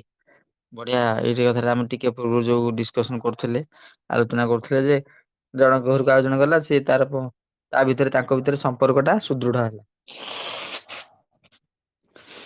ସେ ଗୋଟେ ଏକ୍ସାମ୍ପଲ ଦେଇଛନ୍ତି, ଯେତେବେଳେ ଗୋଟେ କୁମ୍ଭାର ଘରକୁ ଜଣେ କିଏ ଆସିଲା ଗେଷ୍ଟ ବା କୁଣିଆ ଆସିଲେ, ଯେ ସେ ନିଶ୍ଚିତ ଭାବରେ ଧର ବନ୍ଧୁବାନ୍ଧବ ଆସିଲେ, କୁମ୍ଭାର ଘରକୁ କୁମ୍ଭାର ଘର ଲୋକ ବନ୍ଧୁବାନ୍ଧବ ଆସିବେ, ମାନେ ବହୁତ ଚାନ୍ସ ଅଛି ଯେ ଅଲଗା ଇଏର ନ ଆସିକି ତାଙ୍କରି କାରିଗରୀ ଲୋକ ଜାଣିଥିବା ବା ତାଙ୍କରି ଜାତିର ଲୋକମାନେ ଆସିବେ, କି ଗୋଟେ କମାର ଘରକୁ କମାର ଘର ଲୋକଟା ହିଁ ଆସିବ, କି ଗୋଟେ ଚାଷୀ ଘରକୁ ଚାଷୀ ଲୋକଟା ହିଁ ଆସିବ। ତ ସିଏ ଯେତେବେଳେ ବନ୍ଧୁବାନ୍ଧବ ସେମାନେ ଯେତେବେଳେ ଆସନ୍ତି, ୟା ଦ୍ଵାରା କଣ ହୁଏ, ସେମାନେ ତାଙ୍କ ଘରେ 2-4 ଦିନ ରହନ୍ତି। ସେମିତି ଏବେ ଆଜିକାଲି ନୁହଁ ଯେ ଯାଇକି ପଳେଇ ଆସିବ ସାଙ୍ଗେ ସାଙ୍ଗେ, ସେମିତି ନଥିଲା। ସେ 2-4 ଦିନ ରହିବ, କାହିଁକି 2-4 ଦିନ ରହିବା ପାଇଁ ଏମାନେ ବି ଆଗ୍ରହ କରନ୍ତି ରହୁ ବୋଲି। କାହିଁକି ଆଗ୍ରହ କରନ୍ତି ନା, ୟା ଦ୍ଵାରା କଣ ହବ, ସେ ଯେହେତୁ ସେ କାମର ସମ୍ବନ୍ଧୀୟ, ମାନେ ଜଣେ କୁମ୍ଭାର ଯେହେତୁ ସେ ଜାଣିଛି ଯେ କୁମ୍ଭାର ଘରର କାମଟା କଣ, ତେଣୁ ତାର କାର୍ଯ୍ୟରେ ସେ ବାଧକ ହବ, ବରଂ ସହଯୋଗୀ ହବ, ବରଂ ସେ କିଛି ଟିପ୍ସ ଦବ, ଏଇଟା ଏମିତି କରୁଛ, ଏମିତି କଲେ ଆଉ ଟିକେ ଭଲ ହବ, କି ସେମିତି କଲେ ଆଉ ଟିକେ ଭଲ ହବ। ଏ ଚାଷ ଧର ଜଣେ ଚାଷୀ ଘର ଲୋକଟା କୁଣିଆ ହେଇକି ଆଉ ଗୋଟେ ଚାଷୀ ଘରକୁ ଯାଇଛି। ସିଏ ଦେଖୁଛି କି ସିଏ ବେଙ୍ଗଳା ପକଉଛି କି ସିଏ ମାନେ ରହୁଛି କି ଯାହା ବି କରୁଛି, ତ ସିଏ ସେ କାମରେ ମେ ବି ସହଯୋଗ କରିପାରେ। ଆଉ ସହଯୋଗ ବି ଯଦି ନ କରିବ ଆଟଲିଷ୍ଟ ବାଧକ ହବନି। ସିଏ ଓଲଟା କିଛି ଟିପସ ଦେଇପାରେ, କିଛି ନ ଦେଇ ପାରିଲେ ବି ସେ ଜାଣି ଯେହେତୁ ବୁଝିବ ଯେ ନାଇଁ କାମଟା ଏଇଆ, ତେଣୁ ସେ ତାକୁ କେବେ ବି ବାଧକ ତାର ହବନି କାମରେ। ବରଂ ବହୁତ ସମ୍ଭାବନା ଅଛି କି ସେ ତାକୁ ଆହୁରି ସାହାଯ୍ୟ କରିବ ବା ତା କାମରେ ଆଉ ଟିକେ କ୍ୱାଲିଟି ହୁଏତ ଆଡ ଅନ କରିପାରେ, କିଛି ତାକୁ ଭଲ ଆଉ ଟିକେ ଇମ୍ପ୍ରୁଭମେଣ୍ଟ ଦେଇପାରେ। ତେଣୁ ଏଇ ଦୃଷ୍ଟିରୁ ସେମାନେ ବହୁତ ସହଜ ହେଇଯାଆନ୍ତି। ଧର ଗୋଟେ ବୈଦ୍ୟ ତା ଘରକୁ ଆଉ ଗୋଟେ ବୈଦ୍ୟଟେ ଗଲା, ତାର ମାନେ ବନ୍ଧୁବାନ୍ଧବ କି କୁଣିଆ ମୈତ୍ର, ସେ କଣ ତା କିଛି ନା ତା କାମ ଯେହେତୁ ତା କାମଟା ବୁଝୁଛି ତା ତ ବାଧକ ହବନି। କିନ୍ତୁ ଯେତେବେଳେ ଗୋଟେ ବଡ କାରଖାନା ହଉଛି, ସେତେବେଳେ ସିଏ ଆଉ କାମଟା ତ ଘରେ ହଉନି, କାମଟା ହଉଛି କାରଖାନାରେ ଅଫିସ ରେ। ସେତେବେଳେ ତା ଘରକୁ ଯେତେବେଳେ ଗୋଟେ କୁଣିଆଟିଏ ଆସୁଛି, ବନ୍ଧୁବାନ୍ଧବ କିଏ ଆସୁଛି, ସେତେବେଳେ ସିଏ ତାକୁ ଠିକରେ ନା ମାନେ ତାର ଆତିଥେୟତା ଠିକ ରେ ଦେଇପାରୁଛି, ନା ତା ସହିତ ସିଏ ସମୟ ଦେଇପାରୁଛି, ନା ସେ ଚାହୁଁଛି ଯେ ଏ ଲୋକ ଅଧିକ ଦିନ ରହୁ। କାହିଁକି ନା ତା କାମରେ ସେ ଲୋକ କିଛି ସହଯୋଗ କରିବନି, କି ତା କାମ ବିଷୟରେ ତାର କିଛି ଆଇଡିଆ ନଥିବ, କି ତାର ୟା ଦ୍ଵାରା କିଛି ମାନେ ଇମ୍ପ୍ରୁଭମେଣ୍ଟ ହବନି, ବରଂ ସେ କାମଟା ତାର ହୁଏତ ଡିଷ୍ଟର୍ବ ହେଇପାରେ। ତାକୁ ହୁଏତ ଟାଇମ ଦବାକୁ ପଡିପାରେ, ଏଇ ଯୋଉ ମାନେ ବନ୍ଧୁବାନ୍ଧବ ଯିଏ ଆସିଲେ କି କୁଣିଆ ମୈତ୍ର ଆସିଲେ। ତେଣୁ ଏଇଟା ହଉଛି ବଡ କାରଖାନାର ଗୋଟେ ଦୁଷ୍ପରିଣାମ ବା ତାର ଗୋଟେ ଅପକାରିତା ବୋଲି ଆମେ କହିପାରିବା। छोटे प्रौद्योगिकी में आज की तरह के महिला पुरुष भेदभाव के प्रश्न नहीं होते हैं, जबकि यह भेदभाव बड़ी प्रौद्योगिकी के आने के बाद ही पैदा हुआ है। ये जो महिला पुरुष भेदभाव जोटा ମାନେ ଯୋଉ ବିଦେଶୀ ଲୋକମାନେ ଯୋଉଟା କହନ୍ତି କି ଭାରତରେ ବହୁତ ମହିଳା ମାନଙ୍କୁ ଇଏ ହଉଛି କି କରାଯାଉଛି, ବହୁତ ନିମ୍ନ ଭାବରେ ଦେଖାଯାଉଛି। ଏଇଟା ଇଏ କହୁଛନ୍ତି ରବୀନ୍ଦ୍ର ଶର୍ମାଙ୍କ ହିସାବରେ, ସେ କହିବା କଥା ଯେ ଛୋଟ ପ୍ରଦ୍ୟୋଗିକି ଯେତେବେଳେ ଛୋଟ ଗୋଟେ କୁଟୀର ଶିଳ୍ପ ହଉଛି କି ଗୋଟେ ଗାଁ ର ଯୋଉ ପାରମ୍ପରିକ ଯଜବାନୀ ସିଷ୍ଟମ ରେ ଯୋଉ ଆମର ସବୁ ହଉଥିଲା ଉଦ୍ୟୋଗ, ସେଥିରେ ମହିଳା ପୁରୁଷ କିଛି ଭେଦଭାବ ନଥିଲା। କାହିଁକି ନା କୁମ୍ଭାର ଘରରେ ଯେତେବେଳେ ମାଟି ଆଣୁଥିଲା, ସେ କଣ ଖାଲି ପୁରୁଷ ଲୋକଟା ମାଟି ଆଣିବାକୁ ଯାଉଥିଲା କି? ନା ଖାଲି ପୁରୁଷ ଲୋକଟେ ବସିକି ମାଟି ଗଢୁଥିଲା, ମହିଳା ବି ତାକୁ ସହଯୋଗ କରୁଥିଲା କାମରେ। ଚାଷ ବାସରେ ମଧ୍ୟ ମହିଳା ମାନେ ବି ଅନେକ ସମୟରେ ସହଯୋଗ କରୁଥିଲେ। ସବୁ ପ୍ରକାର ଏବେ ବି କରୁଛନ୍ତି। ଯୋଉମାନଙ୍କ ଘରେ ଚାଷ ଅଛି, ଯାହାର ମାନେ ବଂଶାନୁକ୍ରମିକ ଯୋଉମାନେ ଚାଷୀ, ତାଙ୍କର ମହିଳା ପୁରୁଷ ଉଭୟ କାମ କରନ୍ତି। ତେଣୁ ସେଠି କିଛି ଭେଦଭାବ ସେମିତି ନଥାଏ।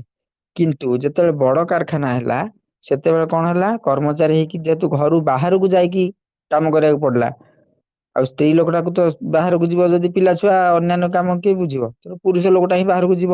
ପୁରୁଷ ଲୋକଟା ଗଲା, ଯାହା ଫଳରେ କି ଗୋଟେ ଭେଦଭାବ ସୃଷ୍ଟି ହେଲା ସ୍ତ୍ରୀ ପୁରୁଷ ଭିତରେ। ଏଇଟା ବଡ କାରଖାନାର ଅଭ୍ୟୁଦୟ ଫଳରେ ହିଁ ଏଇ ଜିନିଷ ଟା ମହିଳା ପୁରୁଷ ଭିତରେ ତୁଳନା ଏବଂ ପୁରୁଷ ମାନଙ୍କର ଏଇ ସବୁ ଜିନିଷ ଯୋଉ କୁହାଯାଇଛି, ଏଇ ସବୁ ଜିନିଷ ପରେ ହେଲା ଯେତେବେଳେ ବଡ କାରଖାନା ଗୁଡିକ ସବୁ ଆମ ସମାଜରେ ଦେଖାଗଲା। ଯେହେତୁ ପୁରୁଷ ମାନେ ଶାରୀରିକ ଦୃଷ୍ଟିରୁ ଅପେକ୍ଷାକୃତ ବଳବାନ ବୋଲି ଆମେ ମାନୁଛେ, ସେଥିପାଇଁ ଆଗ କାରଖାନାରେ ଯାହା ସବୁ ଭିଡ ମାନେ କଷ୍ଟ ପରିଶ୍ରମ କାମ ହେଲା, ପୁରୁଷ ମାନଙ୍କୁ ଆଗ ତାଙ୍କୁ ନିଯୁକ୍ତ ଦିଆଗଲା। ଯାହା ଫଳରେ କି କଣ ହେଲା, ପୁରୁଷ ମାନେ ଘରୁ ବାହାରେ ଯାଇ କାମ କଲେ, ସ୍ତ୍ରୀ ମାନଙ୍କର ମାନେ ସେଇଟା ସେମାନେ କେବଳ ରୋଜଗାର କଲେ, ସେଥିରେ ସ୍ତ୍ରୀ ମାନଙ୍କର ଆଉ କିଛି ଯୋଗଦାନ ବା ସହଯୋଗ ରହିଲା ନାହିଁ। ଯାହା ଫଳରେ କି ସ୍ତ୍ରୀ ମାନଙ୍କର ସ୍ୱତନ୍ତ୍ରତା ଧୀରେ ଧୀରେ କମିଗଲା। ତାଙ୍କର ଯୋଉ ଆର୍ଥିକ ଯୋଗଦାନ ଯୋଉଟା ସେ ଦଉଥିଲେ, ସେଟା କମିଗଲା। ଯାହା ଫଳରେ ଆମ ସମାଜରେ ଏଇ ବିଭେଦ ବା ସମସ୍ୟା ଟା ସୃଷ୍ଟି ହେଲା। छोटी प्रौद्योगिकी में माल बेचने के लिए बिचौलियों की जरूरत नहीं होती है। इसके विपरीत बड़ी प्रौद्योगिकी में बिना के माल बेचा नहीं जा सकता। जोटा कमिशन बाजी मिडिल मैन कथा जो आम कहुचे, दलाली, एटा बड़ उद्योगरे बा बड़ कारखाना मानकरे जेहेतु बहुत प्रोडक्शन एककालीन बहुत उत्पादन हो जाए, तेणु ताकू जल्दी बिकिबार गोटे चाप थाए। ସେଥିପାଇଁ ସେମାନେ ବିଭିନ୍ନ ପ୍ରକାର ଟିକେ ପ୍ରୋଗ୍ରାମ ଆଲୋଚନା କରୁଥିଲେ, ଯେ ଡିସକାଉଣ୍ଟ ଦିଅନ୍ତି। ତାପରେ ବିଭିନ୍ନ ପ୍ରକାର ଆଡଭଟାଇଜମେଣ୍ଟ କରନ୍ତି। ତା ଦେହରେ ସେମାନେ କମିଶନ ଦେଇକି ଦଲାଲ ମାନଙ୍କୁ ମଧ୍ୟ ରଖନ୍ତି। ଯୋଉଟା କି ଛୋଟ ଉଦ୍ୟୋଗ ବା ଗ୍ରାମ ଉଦ୍ୟୋଗରେ ସେ ସବୁ ଜିନିଷର କିଛି ଭୂମିକା ନଥାଏ। ସେଠାରେ କେହି ମିଡିଲ ମ୍ୟାନ କେହି ନଥାନ୍ତି। କି କାହାକୁ କମିଶନ ବେସିସରେ ଏଜେଣ୍ଟ କାହାକୁ ରଖାଯାଏନି ଜିନିଷ ବିକିବା ପାଇଁ ବା ଏସବୁର କିଛି ନଥାଏ। ଏଇଟା ଗୋଟେ ବହୁତ ବଡ ପାର୍ଥକ୍ୟ ଆଧୁନିକ कारखाना ଆଉ ଆମର भारतीय समाजର पारंपरिक उद्योग जोटा। बड़ी उद्योगों की समाज का सामर्थ्य कुछ व्यक्तियों तक सीमित होकर रह जाता है जो स्वयं अकेले कुछ नहीं कर सकते। छोटे प्रौद्योगिकी व्यक्ति को सामर्थ्यवान और उस सामर्थ्य के माध्यम से स्व आश्रित, स्वनिर्भर और स्वतंत्र बनाती है। माने बड़ कारखाना रे कौन हुए व्यक्तिटा पर उपरे निर्भरशील हो जाए, से स्वतंत्र हुएनी। से कारखाना रे काम कले ताकू रोजगार मिलियो, सी एकुटिया जाके गोटे कारखाना तैयारी कर परिबनी बा सी चाहिले रोजगार कर परिबनी, सी गोटे निर्भर करिवो गोटे कारखाना उपरे। किंतु गोटे बड़ जो गोटे छोट उद्योग से लोकटा स्वतंत्र, गोटे कमार सी स्वतंत्र, सी जाइए जो ना से तार कमारशाला खोलिकी बस पार। गोटे बढ़ईटे काम जानी तार किसी टूल्स अच्छी किसी माने आसबाब पत्र अच्छी, सी जाइए जहाँ घर नहीं ता घर जार जो गाँव में नहीं से गाँव में से रही से चाहिए तार गुजराण मेंटे दे पारे। कारण जेहेतु तार माने छोट कारखाना सी से स्वतंत्र सी, किंतु बड़ कारखाना रे से सुविधाटा न थाए। କିନ୍ତୁ ଗୋଟେ ବଡ ଟେକ୍ସଟାଇଲ କମ୍ପାନୀ ବା ଲୁଗା ତିଆରି ଡ୍ରେସ ତିଆରି କମ୍ପାନୀରେ ଜଣେ ଅଛି, ସିଏ ମେସିନ ଚଳଉଛି, ଡ୍ରେସ ଲୁଗା ତିଆରି କରୁଛି, ସିଏ ସ୍ୱତନ୍ତ୍ର ନୁହେଁ। ସିଏ କାଲି ଚାକିରି ଛାଡିଦେଲେ ସିଏ କିଛି କରିପାରିବନି, ସିଏ ଗୋଟେ କାରଖାନା ତିଆରି କରିପାରିବନି। କିନ୍ତୁ ଗୋଟେ ତନ୍ତୀ ଘରର ଯୋଉ ତନ୍ତ ଗୋଟେ ପକେଇଛି ଜଣେ, ସିଏ ଚାହିଁଲେ ସେ ସ୍ୱତନ୍ତ୍ର, ତାର ସେ କାହା ଉପରେ ନିର୍ଭର କରୁନି। ସେ ନିଜେ କଞ୍ଚାମାଲ ଆଣିକି ସେ ଚାହିଁଲେ ତିଆରି କରିଦେଇ ପାରିବ, ବସ୍ତ୍ର ଗୋଟେ ତିଆରି କରିକି ବିକ୍ରି କରିକି ସେ ତାର ବଞ୍ଚି ପାରିବ, ସେ स्वतंत्र। स्व आश्रित, पर आश्रित नुहे। ये गोटे बड़ा डिफरेंस। प्रौद्योगिकी जब छोटी होती है तब सभी कारीगरों के परिवहन के साधन उनके अपने होते हैं। जिते गोटे जड़े छोट कारखाना बा छोट उद्योग घरे करुच्ची, तार निजस्व जो परिवहन धरतु से शगल थिला, पर आउ जहाँ भी डेभलप करके आम पाखे संसाधन अच्छी से तार परिवहन काम हो जाउची। धरतु मोर गोटे जड़े सांग से फिनाइल तैयारी करुच्ची, से तार बाइक पछपटे जी जहाँ तैयारी कर नहीं जाऊँगी बिक्री पलि आस मार्केटिंग करी। जब सी गोटे कंपानी कर मन कर गोटे बड़ फिनाइल कंपानी कर स्वतंत्र गाड़ी रखा पड़ो, से स्वतंत्र कमिशन देकी एजेंट रखा पड़ो बिक्री करने। ये सब जिनस आवश्यकता कहीं बहुत प्रोडक्शन हम बहुत बिका पड़ो, ना से लाभ पाइबनी। ये गोटे बड़ डिफरेन्स परिवहन रोटे, जोटा कि आमर से छोट थिबारु तार व्यक्तिगत परिवहन जो जहाँ साधन से ही जाउथला, बड़ हवा फल स्वतंत्र व्यवस्था करा पड़ुछि एवं खर्च बहुल। छोटी प्रौद्योगिकी में कमाई परिवार की होती है, जबकि बड़ी प्रौद्योगिकी में कमाई व्यक्तिगत होती है। जोटा आगु भी एटा डिस्कशन करथिले, आलोचना करथिले। गोटे कुंभार जेतले गोटे हांडी तैयारी करुछि, से कहि परिबन जे मु ए हांडीटा बिकिकी जहाँ एथरु या बदल रे जहाँ मते मिलिला, जहाँ अर्थ मिलिला बा धन मिलिला, ता ऊपर मोर संपूर्ण अधिकार। काहेकि ना सेथरे ता पिला मानकर भी माटी आनियार सहयोग अछि, से हांडी पोड़िबारे भी तार स्त्री रो भी सहयोग अछि। तेणु पूरा परिवार रो सेथरे किछि ना किछि, परिवार रो प्रत्येक सदस्य रो अन्य सदस्य मानक मध्य मानकर किछि ना किछि सेथरे योगदान रहिछि। से जो उत्पादर निर्माण पई हो बा गोटे काम पई हो, परिवार समस्त जेहेतु रोल अच्छी, तेणु सी से निजे दाबी कर गोटे लोक जे एटा मोर कमाई बोली, मोर एटा रोजगार बोली।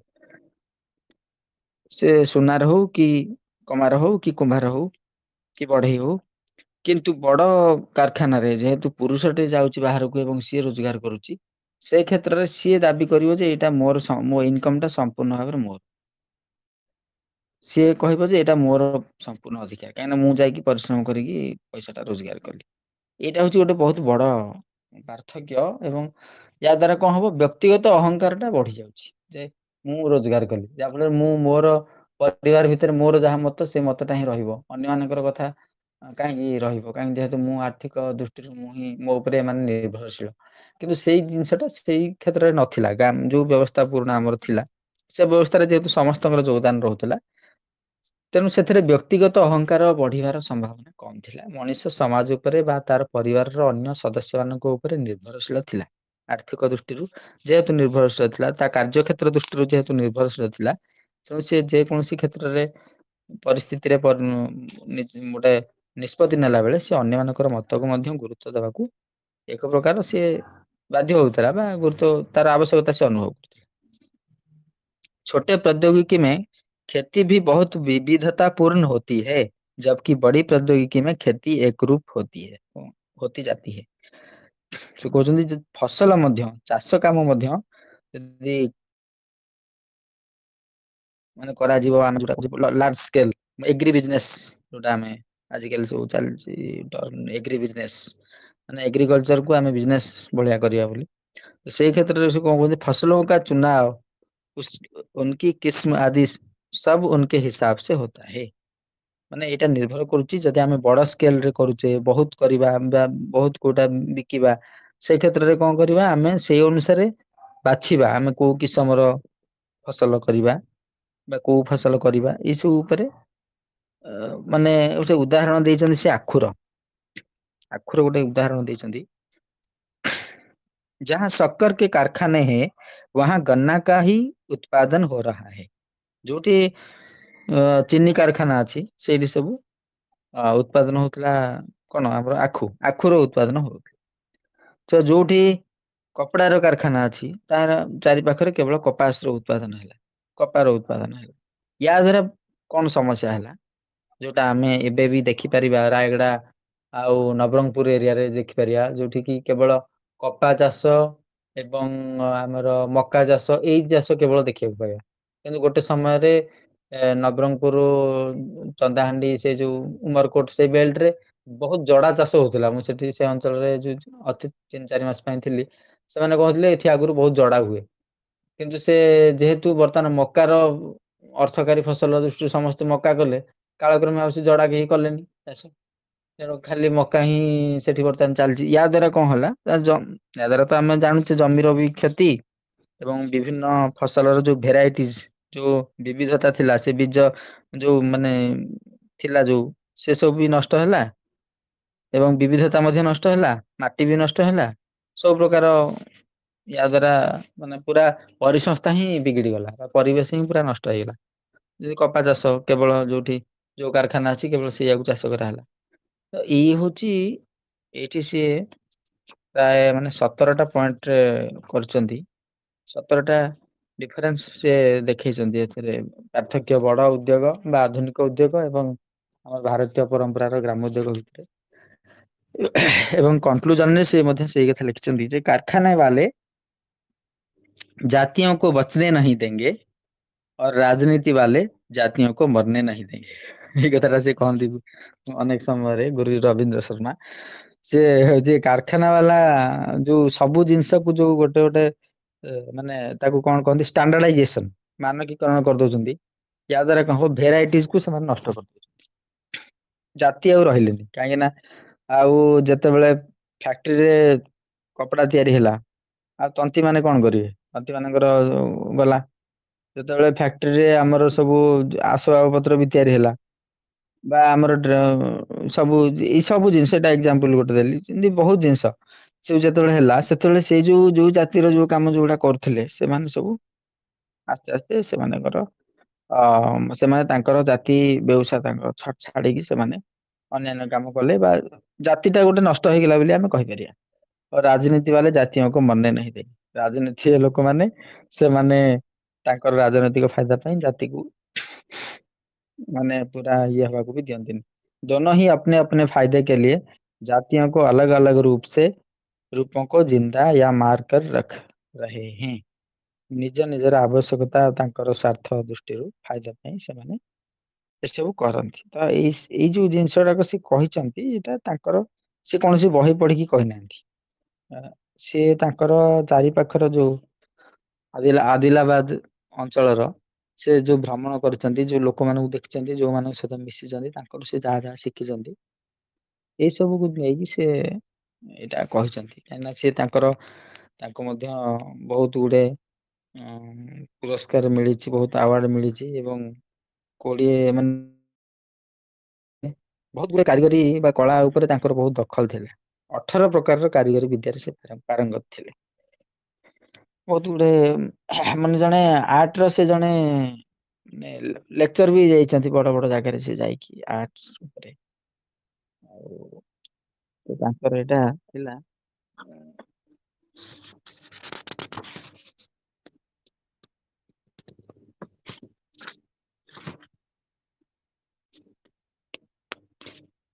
ୟା ଭିତରେ ସେ ବହୁତ ଗୁଡେ ମୁଁ ଯୋଉଗୁଟା ପଢିଲି ସେଇଟା ତ କେବଳ ପଏଣ୍ଟ ଗୁଡାକ କହିଦେଲି। ସେ ପଏଣ୍ଟକୁ ବୁଝେଇବା ପାଇଁ ସେ ବହୁତ ଗୁଡେ ଏକ୍ଜାମ୍ପଲ ଦେଇଛନ୍ତି ସେଇ ସମୟର ବା ସେ ବିଭିନ୍ନ ଘଟଣାର। ଆଉ ଆମର ଯୋଉ କାରିଗରୀ ଯୋଉ ଭେରାଇଟିଜ ସବୁ ଥିଲା। ୟା ପରେ ଆଉ ଗୋଟେ ବହୁତ ବଢିଆ ଜିନିଷ ସେ ଲେଖିଛନ୍ତି। କଳା ଯୋଉ ଆମର କାଜଲ ତିଆରି କରିବା ଉପରେ ଗୋଟେ ଏକ୍ଜାମ୍ପଲ ସେ ଦେଇଛନ୍ତି। ମାନେ କେତେ ପ୍ରକାରର କାଜଲ ଆମର ତିଆରି ହଉଥିଲା। ସେ କହିଲେ ଆମର ସବୁ ଭେରାଇଟିଜ ର ମାନେ ଭେରାଇଟିର କାଜଲ ତିଆରି ହଉଥିଲା। कोई कोई लहसुन से काजल बनाता था कोई नीम की लकड़ियों से। ମାନେ କୋଉଠି ରସୁଣରୁ କାଜଲ ତିଆରି କରାହଉଥିଲା କଜଳ, କୋଉଠି ମାନେ ନିମ୍ବର କାଠରୁ ତିଆରି ହଉଥିଲା। ତ କୋଇ ଗୋମୂତ୍ର ସେ ଗୋମୂତ୍ରରୁ ମଧ୍ୟ ଗୋମୂତ୍ରରେ ମଧ୍ୟ ବ୍ୟବହାର କରି ତାକୁ ମଧ୍ୟ କାଜଲ ତିଆରି କରାହଉଥିଲା। कोई बादाम से, कोई अजवाइन और सरसों के तेल से, किए जुआनी ଆଉ ସୋରିଷ ତେଲର ବ୍ୟବହାର କରିକି, କିଏ ସେ ତ କୋଇ କିଛି और चीज से। ଏମିତି ଭେରାଇଟିଜ ର ସବୁ ତିଆରି କରାହଉଥିଲା କାଜଲ। କେବଳ ଗୋଟେ ମାନେ ଆଇଟମ ସେ ଏକ୍ଜାମ୍ପଲ ହିସାବରେ ଦେଇଛନ୍ତି। ଯେ କେତେ ଭେରାଇଟିର ଥିଲା। ବର୍ତ୍ତମାନ ଆମେ ଯଦି ଧର ଆମେ କାଜଲ କିଣିବା, କଜଳ ଯୋଉ ମାର୍କେଟ ରେ ମିଳୁଛି ଆମେ କେତେଟା ଭେରାଇଟିର ପାଇପାରିବା। ଏଇ ଜିନିଷ ଗୁଡାକ କୋଉ କମ୍ପାନୀରୁ କେବେ ବି ହେଇପାରିବ କି ତିଆରି? ନା ଆମେ ଭାବି ପାରିବା କି ଯେ ଏଇ ଜିନିଷ ଆମକୁ କିଏ କରିକି ଦବ? ସେ ଲେଖିଛନ୍ତି ଇନ୍ଦ୍ରା ନାମେ ରହତେ ହୁଏ, ଇନ୍ଦ୍ରା ନା ଗୋଟେ ଅଞ୍ଚଳ ଅଛି। ସେଇ ଏଠି ଆମର ମଧ୍ୟପ୍ରଦେଶ। इंदिरा नाम में रहते हुए मुझे बगल के गांव में से बने काजल के बारे में पता चला। ଏପଟେ ଆମର ବି ଆମ ଅଞ୍ଚଳରେ ବି ହୁଏ ସେଟା। ମାନେ ଅଣ୍ଡାରୁ କାଜଲ ତିଆରି ହୁଏ। ଅଣ୍ଡାକୁ ବ୍ୟବହାର କରି। ଆଚ୍ଛା କାହିଁକି? କାହିଁକି ଏତେ ପ୍ରକାରର କାଜଲ ତିଆରି ହୁଏ? ପ୍ରତ୍ୟେକ ଲୋକ କାହିଁକି ବିଭିନ୍ନ ପ୍ରକାର ତିଆରି କରା ହୁଏ? କାହିଁକିନା ତାର ବି ବିଭିନ୍ନ ମାନେ ୟୁଟିଲିଟିଜ ବା ତାର ଆବଶ୍ୟକତା ମାନେ ସ୍ଵତନ୍ତ୍ର ଉପଯୋଗ ରହିଛି। ମାନେ ଆଖିର କୋଉ ପ୍ରକାର ସମସ୍ୟା ହେଲେ କୋଉ ପ୍ରକାର କଜଳ ଲଗାଯିବ ତାର ମଧ୍ୟ ଗୋଟେ ମାନେ ଇଏ ରହିଛି ମହତ୍ଵ ରହିଛି। ଯୋଉଥିପାଇଁ କି ଏମିତି ସବୁ ଭେରାଇଟିଜ ର ଜିନିଷ ରୁ କାଜଲ ତିଆରି ହଉଥିଲା ଏବଂ ସେ ସମୟରେ ଲୋକ ଖୋଜି ଖୋଜି ବି ଏଇ ଟାଇପ ର କାଜଲ ଦରକାର ଏଇ ଆଖିର ଏଇ ସମସ୍ୟା ପାଇଁ ସେମାନେ ଖୋଜିକି ଆସିକି କଲେକ୍ସନ କରିକି ନଉଥିଲେ। ଇଭିନ୍ ଏବେ ବି ଆମେ ମାନେ କିଛି ଅଞ୍ଚଳ ଦେଖିଛ ମାନେ କିଛି ଜିନିଷ ଅଛି କେତେଟା ରୋଗ ଯୋଉଥିରେ କି ବହୁତ ଏତିକି ବର୍ଷର ପୁରୁଣା ଚାଉଳ ଏତିକି ବର୍ଷର ପୁରୁଣା ମାଣ୍ଡିଆ ଲୋକ ଆସିକି ଖୋଜନ୍ତି। ସେତେବେଳେ ବି ଲୋକ ଯାଇକି ଅ ସବୁ ଖୋଜନ୍ତି ଗାଁ କି କାହାଠୁ ପଚାରିକି ବୁଝନ୍ତି ଯେ କୋଉଠି ପୁରୁଣା ଚାଉଳ ପୁରୁଣା ମାଣ୍ଡିଆ ମାନେ ପୁରୁଣା ଧାନ କାହା ପାଖରେ ଅଛି। ତାଠୁ ଯାଇକି ଆଣିକି ସେମାନେ ସେଇଟା ବ୍ୟବହାର କରନ୍ତି ଗୋଟେ ଔଷଧୀୟ ପର୍ପଜ ରେ ବା କୌଣସି ରୋଗର ଭଲ ହବା ପାଇଁ ସେଇଟା ବ୍ୟବହାର କରାଯାଏ ଲୋକ ଖୋଜିକି ସବୁ ଯାଆନ୍ତି ସେଥିପାଇଁ ସଂରକ୍ଷିତ କରିକି ସେ ସବୁ ରଖାଯାଏ। ଏବଂ ସେତେବେଳର ଯୋଉ ବ୍ୟବସ୍ଥା ଥିଲା ସଂରକ୍ଷଣର ବ୍ୟବସ୍ଥା ସିଏ ବର୍ତ୍ତମାନ ତ ଆଉ କେହି ସଂରକ୍ଷଣ କରୁନାହାନ୍ତି ତାକୁ ଯୋଉ ସବୁ ବ୍ୟବସ୍ଥାରେ ଇଭିନ୍ ଆମର ଯୋଉ ସବୁ କେବଳ ଧାନ ଚାଉଳ ସଂରକ୍ଷଣ କରା ହେଇକି ରଖା ହଉନଥିଲା ତା ସହିତ ମୁଁ ଶୁଣିଛି ଆମର ଯୋଉ ନିମ୍ବର ଫୁଲ ନିମ୍ବ ଫୁଲ ଟା ଯୋଉ ସେଟା ତ ସବୁ ବର୍ଷ ସାରା ମିଳିବନି ସେଟା ସିଜିନ ରେ ମିଳିବ। ତାକୁ ମଧ୍ୟ ବର୍ଷ ସାରା ଖାଇବା ପାଇଁ ତାକୁ ବି ଗୋଟେ ମେଥଡରେ ଆମର ଥିଲା ତାକୁ ସଂରକ୍ଷଣ କରିକି ରଖୁଥିଲେ ସେମାନେ ମୁଁ ଶୁଣିଛି ଯେ ସେମାନେ ରଖୁଥିଲେ ସେମାନେ ବର୍ଷ ସାରା ତାକୁ କାଢିକି ଖାଉଥିଲେ ବ୍ୟବହାର କରୁଥିଲେ। କେମିତି ଗୋଟେ କେତେ ସୁନ୍ଦର ସଂରକ୍ଷଣ କରୁଥିଲେ ଯାହାଫଳରେ ସେ ସବୁ ସୁରକ୍ଷିତ ହେଇକି ରହୁଥିଲା। ବିଭିନ୍ନ ଜିନିଷ ତାପରେ ସିଏ ଏକ୍ଜାମ୍ପଲ ଦେଇଛନ୍ତି ମାନେ ଉଦାହରଣ ଦେଇଛନ୍ତି ୟାର କାହାର ଆମର ଯୋଉ ମୁଣ୍ଡ କୁଣ୍ଡଉଛି ପାନିଆ ପାନିଆର ଉଦାହରଣ ଦେଇଛନ୍ତି ବିଭିନ୍ନ ଭେରାଇଟିଜ ର ପାନିଆ ସବୁ ତିଆରି କରାହଉଥିଲା। ବିଭିନ୍ନ କମଘୁଟ କରିକି ସେ ସବୁ ତିଆରି ହଉଥିଲା ଯୋଉଟା କି ଫ୍ୟାକ୍ଟ୍ରିରେ ଏତେ ଭେରାଇଟିଜ ର ତିଆରି କରିବାଟା କେବେ ସମ୍ଭବ ବି ନୁହଁ। କି କେହି ବି ମାନେ ଇଏ କରିବେନି ଏଇଟା ଯେହେତୁ ଇଣ୍ଡିଭିଜୁଆଲି କରାହଉଥିଲା ବା ଗୋଟେ ପରିବାର କରୁଥିଲା ବା ଗୋଟେ ସମାଜ କରୁଥିଲା ଆଉ ସିଏ ତେଣୁ ବ୍ୟକ୍ତିଗତ ଆବଶ୍ୟକତା ବା ତାର ରୁଚି ଅନୁସାରେ ତା ଦେହରେ ସେ ତାର କଳାତ୍ମକତା ଟା ପ୍ରକାଶିତ କରିପାରୁଥିଲା। କେମିତି ସେ ସିଂହ ମାନେ କେମିତି କଲେକ୍ସନ କରୁଥିଲେ ଯୋଉମାନେ ସବୁ ପଶୁ ପକ୍ଷୀ ପଶୁ ମାନଙ୍କୁ ମାରିକି ତାଙ୍କର ଶିଙ୍ଗ ସଂଗ୍ରହ କରୁଥିଲେ ଗୋଟେ ଜାତି ଥିଲା ସେତେବେଳେ ତାଙ୍କ ଠାରୁ ଏମାନେ ଯାଇକି ଶିଙ୍ଗ କିଣିକି ଆଣୁଥିଲେ ଏବଂ ତାକୁ କେମିତି କୋଉ ପ୍ରକାରର ମୋଡିକି କେମିତି ସଂରକ୍ଷଣ କରିକି ତାକୁ କେମିତି ସେଥିରୁ ତିଆରି କରୁଥିଲେ, ସିଂହରୁ ବିଭିନ୍ନ ପ୍ରକାର ଜିନିଷ କେମିତି ତିଆରି କରୁଥିଲେ। ଆଉ ଚମଡାର ସେତେବେଳେ ବି ବହୁତ ଡିମାଣ୍ଡ ଥିଲା, କାହିଁକିନା ପ୍ଲାଷ୍ଟିକ ନଥିଲା। ତେଣୁ ଚମଡା ଟା ବହୁତ କାମରେ ବ୍ୟବହାର କରାଯାଉଥିଲା, ସମସ୍ତେ ପ୍ରାୟ ବ୍ୟବହାର କରୁଥିଲେ। ମାନେ କାରିଗର ମାନେ କମାରଠୁ ଆରମ୍ଭ କରି ଆ ଇଏ ଭଣ୍ଡାରୀ ପର୍ଯ୍ୟନ୍ତ ସମସ୍ତେ ଚମଡାର ବିଭିନ୍ନ ଜିନିଷ ତାଙ୍କର ଆବଶ୍ୟକ ପଡୁଥିଲା। ତେଣୁ ଚମଡାର ଯୋଉମାନେ ପଶୁର ମାନେ ମରିଗଲା ପରେ ତାର ଯୋଉ ଚମଡା ଉତାରିକି ଯୋଉମାନେ ରଖୁଥିଲେ, ସେମାନେ ବି ବହୁତ ୟା ଦ୍ଵାରା ବି ବହୁତ ରୋଜଗାର କରୁଥିଲେ ଚମଡା ବିକି। ଏବଂ ସେ ଚମଡାକୁ ଆଣିକି ମଧ୍ୟ ସେଥିରୁ ବିଭିନ୍ନ ପ୍ରକାରର ଜିନିଷ ସେମାନେ ତିଆରି କରୁଥିଲେ। ତାପରେ ରଙ୍ଗ ବିଷୟରେ ସେ ଲେଖିଛନ୍ତି, ଯୋଉ ରଙ୍ଗ ତିଆରି ହୁଏ, ମାନେ ଆମର ଯୋଉ ପୋଷାକର ଯୋଉ ରଙ୍ଗ ସେଟା କେମିତି ପ୍ରାକୃତିକ ଉପାୟରେ କୋଉ କୋଉ ପତ୍ର ମିଶେଇଲେ କେମିତି ରଙ୍ଗ ତିଆରି ହଉଥିଲା, କୋଉ ରଙ୍ଗ ବାହାରୁଥିଲା, ସେ ସବୁ ଟେକ୍ନିକ ମଧ୍ୟ ମାନେ ପ୍ରତି ଅଞ୍ଚଳର ଲୋକମାନେ ଯୋଉମାନେ ସେଇ କାମ କରୁଥିଲେ, ଲୁଗା ତିଆରି କରୁଥିଲେ, ସେମାନେ ଜାଣିଥିଲେ ସେଇଟା। ଯେ କୋଉ କୋଉ ପତ୍ର ମିଶେଇଲେ କେତେ ସମୟ କାହା ଭିତରେ ତାର କଣ କଣ କମ୍ବିନେସନ ନେଲେ କୋଉ ରଙ୍ଗ ଟା ବାହାରିବ। ନେଳି ରଙ୍ଗ ଉପରେ ସେ କହୁଛନ୍ତି ଯେ ନେଳି ରଙ୍ଗ ଟା ଏତେ ମାନେ ଇଏ ଥିଲା, ତାର ଗୋଟେ ଏତେ ଗୁରୁତ୍ବ ଥିଲା ଯେ ସେଇଟାକୁ ନାଇଁ ସେଇଟା ତା ଦେହରେ ଏତେ ବିଷାକ୍ତ ଜିନିଷ ଥିଲା ଯେ ଯୋଉଠି ନୀଳ ଚାଷ ହଉଥିଲା ସେଠି କେତେ ବର୍ଷ ଯାଏଁ ଗୋଟେ ଆଉ କୌଣସି ଚାଷ ହେଇ ପାରୁନଥିଲା କିମ୍ବା କରାଯାଉନଥିଲା। ଏବଂ ସେ ନେଳି ଯୋଉ ନୀଳ ଚାଷ ହଉଥିଲା, ସେ ନୀଳ ରଙ୍ଗ ଟା ପୁଣି ସୂର୍ଯ୍ୟ କିରଣ ପଡିଲେ ସେ ପତ୍ରରୁ ମାନେ କାଣ୍ଡକୁ ପଳାଏ, ସେ ନୀଳ ଅଂଶ ଟା। ତେଣୁ ଯୋଉମାନେ କାଟୁଥିଲେ ସେ ଗଛକୁ, ଯୋଉ ଚାଷୀ ମାନେ, ସେମାନେ କଣ କରୁଥିଲେ ସୂର୍ଯ୍ୟୋଦୟ ପୂର୍ବରୁ ହିଁ ସେମାନେ କାଟି ଦଉଥିଲେ।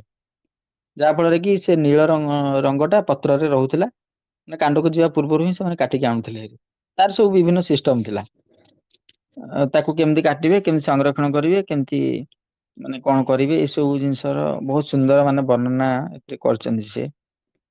ପୁରା ମାନେ ତାର ଡିଟେଲସ ଲେଖିଛନ୍ତି, କୋଉ ରଙ୍ଗ କପଡା କେମିତି କଣ କରନ୍ତି, କେମିତି ସବୁ କରାଯାଉଥିଲା ସେ ସବୁ ଜିନିଷ। ଆହୁରି ଗୋଟେ ବଢିଆ ଜିନିଷଟେ ଲେଖିଛନ୍ତି ଯେ ଆମର ଗୋଟେ ନକ୍ଷତ୍ର, ସେ ନକ୍ଷତ୍ର ନାଁ ଟା ବି ଲେଖିଛନ୍ତି ବୋଧେ, କୋଉ ନକ୍ଷତ୍ର ଗୋଟେ ଦେଖୁଛି, ସେ ନକ୍ଷତ୍ରରେ କୌଣସି ପତ୍ର ଛିଣ୍ଡିବା ପାଇଁ ସେ ମାନେ ମନା କରାହଉଥିଲା। କୌଣସି ଗଛର ପତ୍ର ଛିଣ୍ଡାନ୍ତିନି ବୋଲି ଏମିତି ଗୋଟେ ପରମ୍ପରା ସେ ଅଞ୍ଚଳରେ ଥିଲା। ତାକୁ ତ ଆମ ପଟେ ବି ସେମିତି ହୁଏତ ଥିବ, କାଳକ୍ରମେ ଆମେ ସେଇଟା ସବୁ ଭୁଲି ଯାଇଛେ। ହଁ ଉତ୍ତରା, ଉତ୍ତରା ଗୋଟେ ନକ୍ଷତ୍ର ସେ ଲେଖିଛନ୍ତି, उत्तरा एक नक्षत्र होता है। उत्तरा नक्षत्र के दिन आदिलाबाद के इलाके में कोई भी व्यक्ति खेत में नहीं जाता था। କୌଣସି ଲୋକ କ୍ଷେତକୁ ଯାଆନ୍ତିନି ଉତ୍ତରା ନକ୍ଷତ୍ରରେ। और ना ही कोई सब्जी फल आदि तोड़ी जाती थी। कौनसी पनीपरिया फल किसी मतलब छिंडा हुएनी, काहेंकि ना, क्योंकि ऐसा माना जाता है कि उस दिन किसी बेल या किसी सब्जी के पौधे को हाथ लगाने की अलग ही दिन से उस पौधे के सारे फल, सारे सब्जी और बीज तक कड़वे हो जाते हैं। ମାନେ ଏମିତି ଗୋଟେ ମାନ୍ୟତା ଥିଲା କି ସେଇ ନକ୍ଷତ୍ରରେ ଯଦି ତମେ କିଛି ଫଳ କି ଫୁଲ ଗଛ କି ମାନେ ଫୁଲ ତ ନୁହଁ, ଫଳ କି ସବଜି ଗଛ ଯଦି ତମେ ଭାଙ୍ଗିଦେଲ ବା ଛୁଇଁଦେଲ, ତାହେଲେ ତାପରେ ତା ଭିତରେ ସେ ସବୁ ଜିନିଷ ତା ଭିତରେ ମାନେ ଇଏ ହେଇଯିବ, କଣ କଡୁଆ ଲାଗିଥିବ, ମାନେ ସେ ସବୁ ଜିନିଷ ପିତା ହେଇଯିବ। ତା ପର ଦିନଠୁ ଏମିତି ଗୋଟେ ମାନ୍ୟତା ଥିଲା ସେ ଅଞ୍ଚଳରେ। ଅ ଯାହା ଫଳରେ କି ସେଇ ନକ୍ଷତ୍ରରେ କୌଣସି ମାନେ ଏଇଟା ଗୋଟେ ପୁରା ଷ୍ଟ୍ରିକ୍ଟ ଥିଲା ଯେ ଇଭିନ୍ ପିଲାମାନଙ୍କୁ ମଧ୍ୟ ନଜର ରଖାଯାଉଥିଲା ଯେ କେହି ଯେମିତି ଯାଇକି କୌଣସି ଗୋଟେ ଗଛ ରୁ ଫଳ ଟା ଛିଣ୍ଡେଇ ଦେବେନି, କିମ୍ବା କି କୌଣସି ଫସଲରୁ କିଛି ଛୁଇଁଦେବେନି କି ଭାଙ୍ଗିଦେବେନି, ଏଇଟାକୁ ମଧ୍ୟ ମାର୍କ ରଖାଯାଉଥିଲା। ଆହୁରି ଗୋଟେ ମଧ୍ୟ ସେ ସେଇ କଥା ଲେଖିଛନ୍ତି ଯେ ଏତେ ଆମ ଭିତରେ ମାନେ ଜ୍ଞାନ ଥିଲା ଚାଷକୁ ନେଇକି, बड़ा विचित्र लगता है कि हमारे लोग इतनी सारी जानकारियां रखने के बाद भी, इतना सामर्थ्यशाली होने के बाद भी अंधविश्वासी कहलाए, और आज हम फसलों सब्जियों में लगने वाले कीड़ों को मारने की बात करके विकसित कहला रहे हैं। ମାନେ ଏବେ ଆମେ ଭାବୁଛେ ଯେ ଆମେ ଏବେ ଯୋଉ ସେଥିରେ ପୋକ ହଉଛନ୍ତି, ସବୁ ଫସଲରେ କୀଟ ହଉଛନ୍ତି, ତାକୁ ମାରିବା ପର କଥା କରିକି ଆମେ ଭାବୁଛେ ଆମ ବହୁତ ବିକାଶ କରିଦେଇଛି, ଆମେ ବହୁତ ବିକଶିତ ହେଇଯାଇଛି।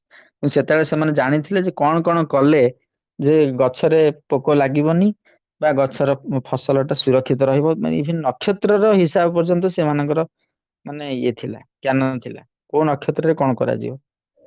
किस नक्षत्र में कौन से कीड़े मकोड़े कीटे आदि पैदा होते हैं, और इस कीड़े से बचने के लिए हमें क्या खाना चाहिए, क्या करना चाहिए, इनकी पर्याप्त जानकारियां इनके पास थी। ମାନେ ସେମାନଙ୍କ ପାଖରେ ଥିଲା ଯେ କୋଉ ନକ୍ଷତ୍ରରେ କଣ କଲେ ଗଛରେ ଫସଲରେ ଲାଗିବନି, ପୋକ ଲାଗିବନି। ଏମିତି ସବୁ ବିଭିନ୍ନ ପ୍ରକାର ଏଥିରେ ଆଉ ଗୋଟେ କଥା ବି ତିଥି କଥା ବି ଲେଖିଛନ୍ତି। अमावस्या से लेकर पूर्णिमा तक कोई भी लकड़ी नहीं काटी जाती है। अमावस्या ରୁ ପୂର୍ଣ୍ଣମୀ ମାନେ ଯୋଉଟା ଆମର ଶୁକ୍ଳ ପକ୍ଷରେ କୌଣସି କାଠ କଟା ହଉନଥିଲା। नहीं कोई फसल काटी जाती, फसल भी कटा हुए, क्योंकि अगर इन दिनों में लकड़ी काटी जाती है तो उस लकड़ी में कीड़ा लग जाता है।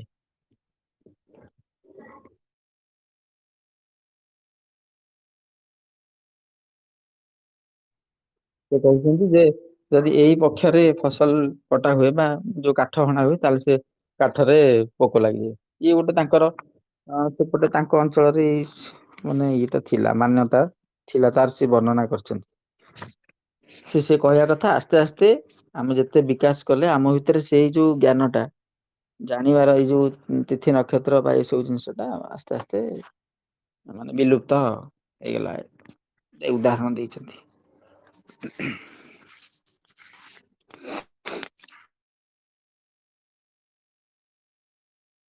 ସୂର୍ଯ୍ୟଗ୍ରହଣ ଚନ୍ଦ୍ରଗ୍ରହଣ ସୂର୍ଯ୍ୟପରାଗ।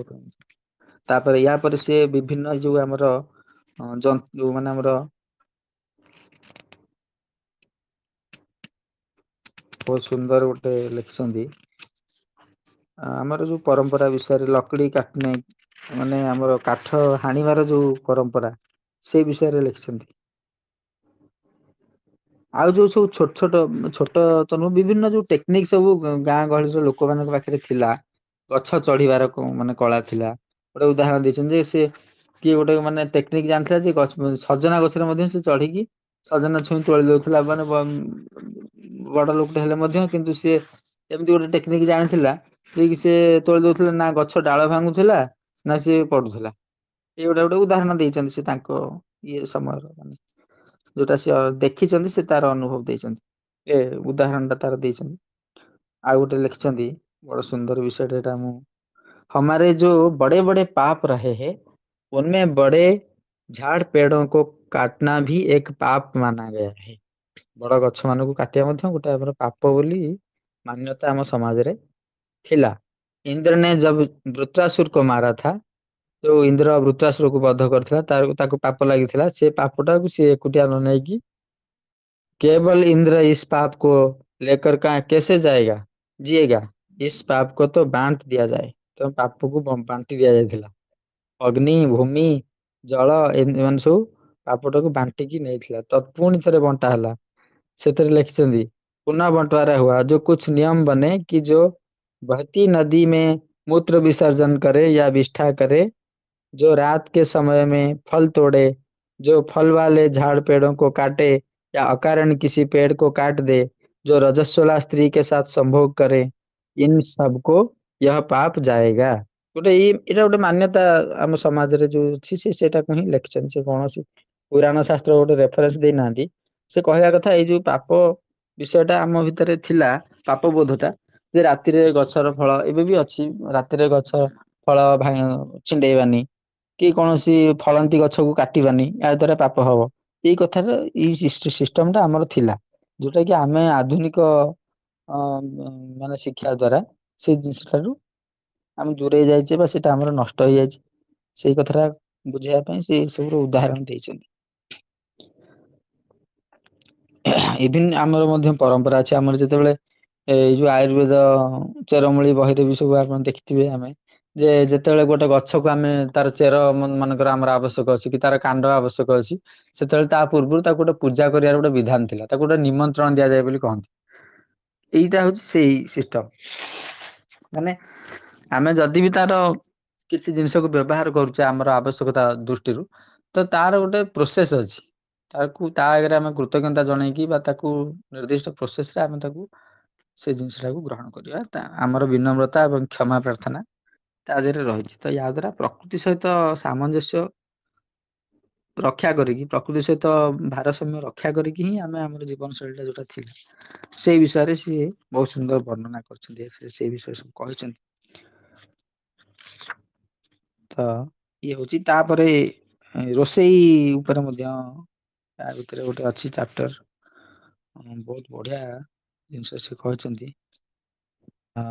ହଁ ମାନେ ଆମର ଖାଇବାର ଯୋଉ ସିଷ୍ଟମ ଅଛି, ମୁଁ ବି ସେଟା ବେଳେ ବେଳେ ଭାବେ ଆମର ଗୋଟେ ସିଷ୍ଟମ ଅଛି ଯେ ମାଘ କହନ୍ତି ମାଘ ମାସରେ ମୂଳା ଖାଆନ୍ତିନି। ତାପରେ ଆମେ ଆମ୍ବ ଯୋଉ ଏବେ ହଉଛି ଆମ୍ବ ଖାଆନ୍ତିନି, ଏମିତି ଗୋଟେ ସବୁ ସିଷ୍ଟମ ଅଛି। ଆମେ ସମସ୍ତେ ଜାଣିଛେ ଏଇ ସିଷ୍ଟମ ଟା କେବଳ ଓଡିଶାରେ ନାହିଁ, ଭାରତ ବର୍ଷ ସାରା ବିଭିନ୍ନ ଜାଗାରେ ଡେଟ୍ ଟିକେ ଏପଟ ସେପଟ ରହୁଛି, କିନ୍ତୁ ବିଭିନ୍ନ ଜାଗାରେ ଏଇ ବ୍ୟବସ୍ଥା ଟା ଅଛି। ଏଇଟା ମୁଁ ଭାବୁଥିଲି मूली पालक सेम की फली जैसे कुछ चीजों है जैसे मकर संक्रांति के बाद निषेध कर दिया जाता है। से तांकर आंध्र प्रदेश आदिलाबाद कथा लिखुଛନ୍ତି ଯେ संक्रांति के बाद इन्हें तोड़ा नहीं जाता बल्कि बीज बनने के लिए व पकने के लिए छोड़ दिया जाता है, ताकि इस समय तक जितना जितना इस्तेमाल करना है करे और फिर बाकी बीज के लिए छोड़ दे। ମାନେ ସେ କହିବା କଥା ଆମେ ଯେତେବେଳେ ଯାହା ବ୍ୟବହାର କଲେ କଲେ କିଛି ଜିନିଷକୁ ଛାଡି ଦିଆଯାଏ ତାର ମାନେ ବୀଜ ହିସାବରେ ତାକୁ ରଖିବା ପାଇଁ। ସେଥିପାଇଁ ସବୁ ଯେ ଆମେ ଖାଇଦବା, ଯାହା ଫସଲ ହେଲା ସବୁ ଇଏ କରିଦବା, ଏଇ ଜିନିଷଟା ନ କରିବା ପାଇଁ ଏମିତି ଗୋଟେ ଆମର ସିଷ୍ଟମ କରାହେଇଛି ଯେ ଅମୁକ ତିଥି ପରେ ବା ଅମୁକ ପର୍ବ ଅମୁକ ନକ୍ଷତ୍ର ପରେ ଆଉ ଏଇଟା ଖିଆ ହବନି। ଏ ବ୍ୟବସ୍ଥା ମାନେ ସମାଜ ଯେତେବେଳଠୁ ମାନେ ଗଠନ କରାହେଇଛି ସଭ୍ୟତା, ସେବେଠୁ ଏଇ ସିଷ୍ଟମ ଟା ରଖାଯାଇଛି ବିଭିନ୍ନ ଅଞ୍ଚଳରେ, କାହିଁକି ଯାହା ଫଳରେ କି ଆମେ ସବୁ ଖାଇକି ସାରିଦବାନି, କିଛି ଫସଲ ରହିଯିବ ବୀଜ ହିସାବରେ, ସେଟା ରହିଯିବ ନେକ୍ସଟ ବର୍ଷ ପାଇଁ ବା ନେକ୍ସଟ ଫସଲ ପାଇଁ। ତେଣୁ ଏଇଟା ଗୋଟେ ସିଷ୍ଟମ ଅଛି। ଏଇ ଯୋଉ ଆମ୍ବ କଥା ମଧ୍ୟ ସେ ଲେଖିଛନ୍ତି, ଆମର ଏପଟେ ଯେମିତି ଆମ ଦୋଳ ପୂର୍ଣ୍ଣମୀ ଯୋଉ ପରମ୍ପରା ଅଛି ଆମର, ଦୋଳ ଯାତ୍ରାରେ ଆମ୍ବ ସବୁ ଓହଳା ହେଇକି ଯାଏ, ଇଏ ହୁଏ, ତାପରେ ଯାଇକି ଆମ୍ବ ଆଗ ସେଠି ପୂଜା ହୁଏ, ଖିଆ हुए। से लेकिन नक्कर से बड़े लोग युगादि के दिन ही पहली बार उसका इस्तेमाल करते हैं, उसके पहले नहीं। मध्य भारत के इलाकों में यह नियम अक्षय तृतीया तक माना जाता है, क्योंकि यहाँ के आम की किस्मों में गुठली में जाली थोड़े समय बाद पड़ती है। माने तार जो आंबर जो टाकुआटा बा मंजीटा प्रस्तुत हवा ପାଇଁ ଯେତିକି ଯୋଉଠି ଯେତିକି ଦିନ ଯୋଉ ଜାଗାରେ ଅଛି ମଧ୍ୟପ୍ରଦେଶରେ ଅକ୍ଷୟ ତୃତୀୟା ପର୍ଯ୍ୟନ୍ତ ସେମାନେ ଖାଆନ୍ତିନି। ତାପରେ ସେଇଟା ସେଇ ହିସାବରେ ସେଇଠି ତାଙ୍କର ସେଠି ସିଷ୍ଟମ ଅଛି। ଏଠି ତେଲୁଗୁ ତାଙ୍କର ଏଠି ଆମର आदिलाबाद रे युगादि तांकर ଗୋଟେ पर्व ଅଛି, से पर्व पर्यंत। तेणु भले ही कई चीजों का एक निश्चित समय के बाद उपयोग किया जाता था और कई अन्य चीजों का एक समय के बाद उपयोग बंद कर दिया जाता था, परंतु इन सारी चीजों को अन्य चीजों में परिवर्तित करके उनका उपयोग साल भर चलता रहता था। ମାନେ ସେ କହିବା କଥା ଯଦିଓ ଆମର ଗୋଟେ ନିୟମ ଅଛି ଯେ ଏଇ ଦିନ ପରଠୁ ଆମ୍ବ ଖିଆ ହବ ବା ଏଇ ଦିନ ପରେ ଆଉ ଖିଆ ହବ ନାହିଁ, ମୂଳା ଆଉ ଏଇ ଦିନ ପରଠୁ ଖିଆ ହବନି, ଏମିତି ସିଷ୍ଟମ ଅଛି। କିନ୍ତୁ ତାକୁ ଆମେ ନ୍ୟାଚୁରାଲ ପ୍ରିଜର୍ଭେଟିଭ ଦେଇକି, ମାନେ ଧରନ୍ତୁ ଆମେ ଆମ୍ବକୁ ଆଚାର କରିକି ଆମ୍ବ ସଢା କରିକି ବା ବିଭିନ୍ନ ଇଏ କରିକି ବର୍ଷ ସାରା ମଧ୍ୟ ତାକୁ ତାର ବ୍ୟବହାର କରୁ। ଏମିତି ନୁହେଁ ଯେ ବ୍ୟବହାର କରୁନା, କିନ୍ତୁ ଏଇ ନିୟମଟା ଏଇଥିପାଇଁ ଅଛି ଯେ ଯାହା ଫଳରେ କି ଆମର ବ୍ୟବସ୍ଥା ଟା ଭାଙ୍ଗିବନି, ମଞ୍ଜିଟା ନଷ୍ଟ ହବନି, ବୀଜ ନଷ୍ଟ ହବନି, ତା ପାଇଁ ହିଁ ଏଇ ସବୁ ବ୍ୟବସ୍ଥା ଥିଲା।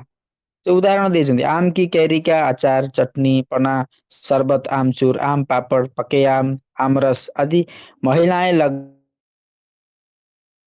बनाती रही है। प्रत्येक घरे सब जिनिस आगु तैयारी होउथिला। ବର୍ତ୍ତମାନ ତ ସବୁ ଆମ ବାହାରୁ ମାନେ କିଣିବାକୁ ପଡୁଛି। ଆମ୍ବ ସଢା ବି ଆପଣ କିଣିବେ, ଆମ୍ବ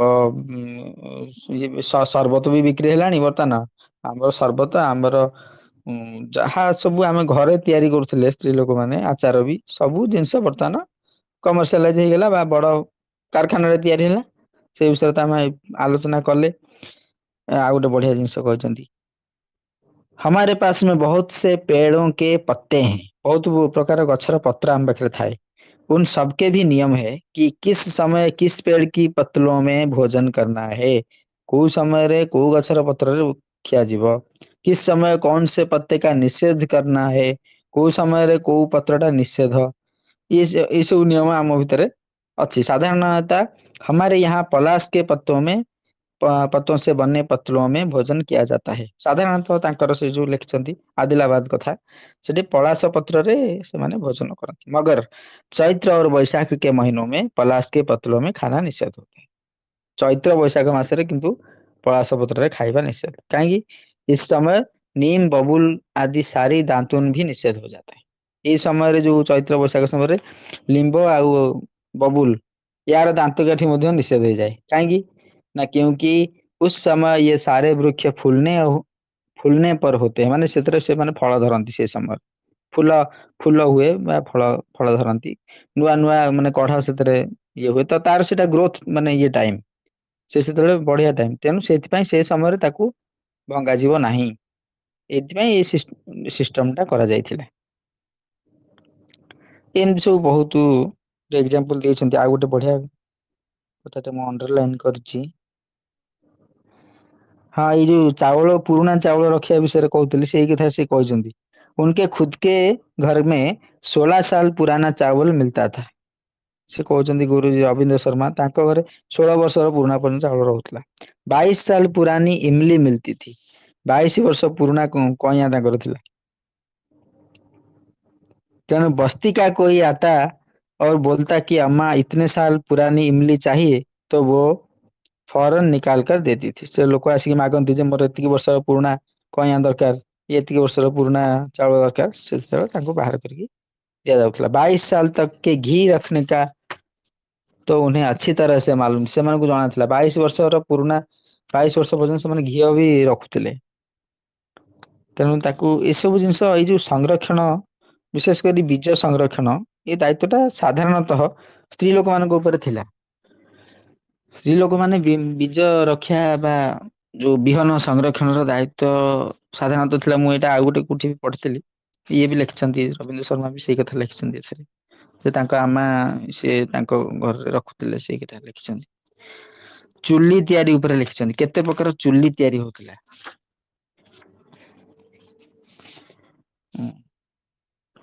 हाउ ये प्राय 100 पृष्ठा 106 पृष्ठार अछि, तापर से लिखिଛନ୍ତି। आ गोटे या पर नेक्स्ट सीरीज भी अछि गृह निर्माण ऊपर, ता ऊपर मु सेटा चलीछि एबे पढ़ा आरंभ करछि, सेटा सरले भी डिस्कशन करी। बहुत बहुत धन्यवाद समरेंद्र भाई, एते समय धरि आपण सुनिले, बहुत धन्यवाद। कहନ୍ତୁ।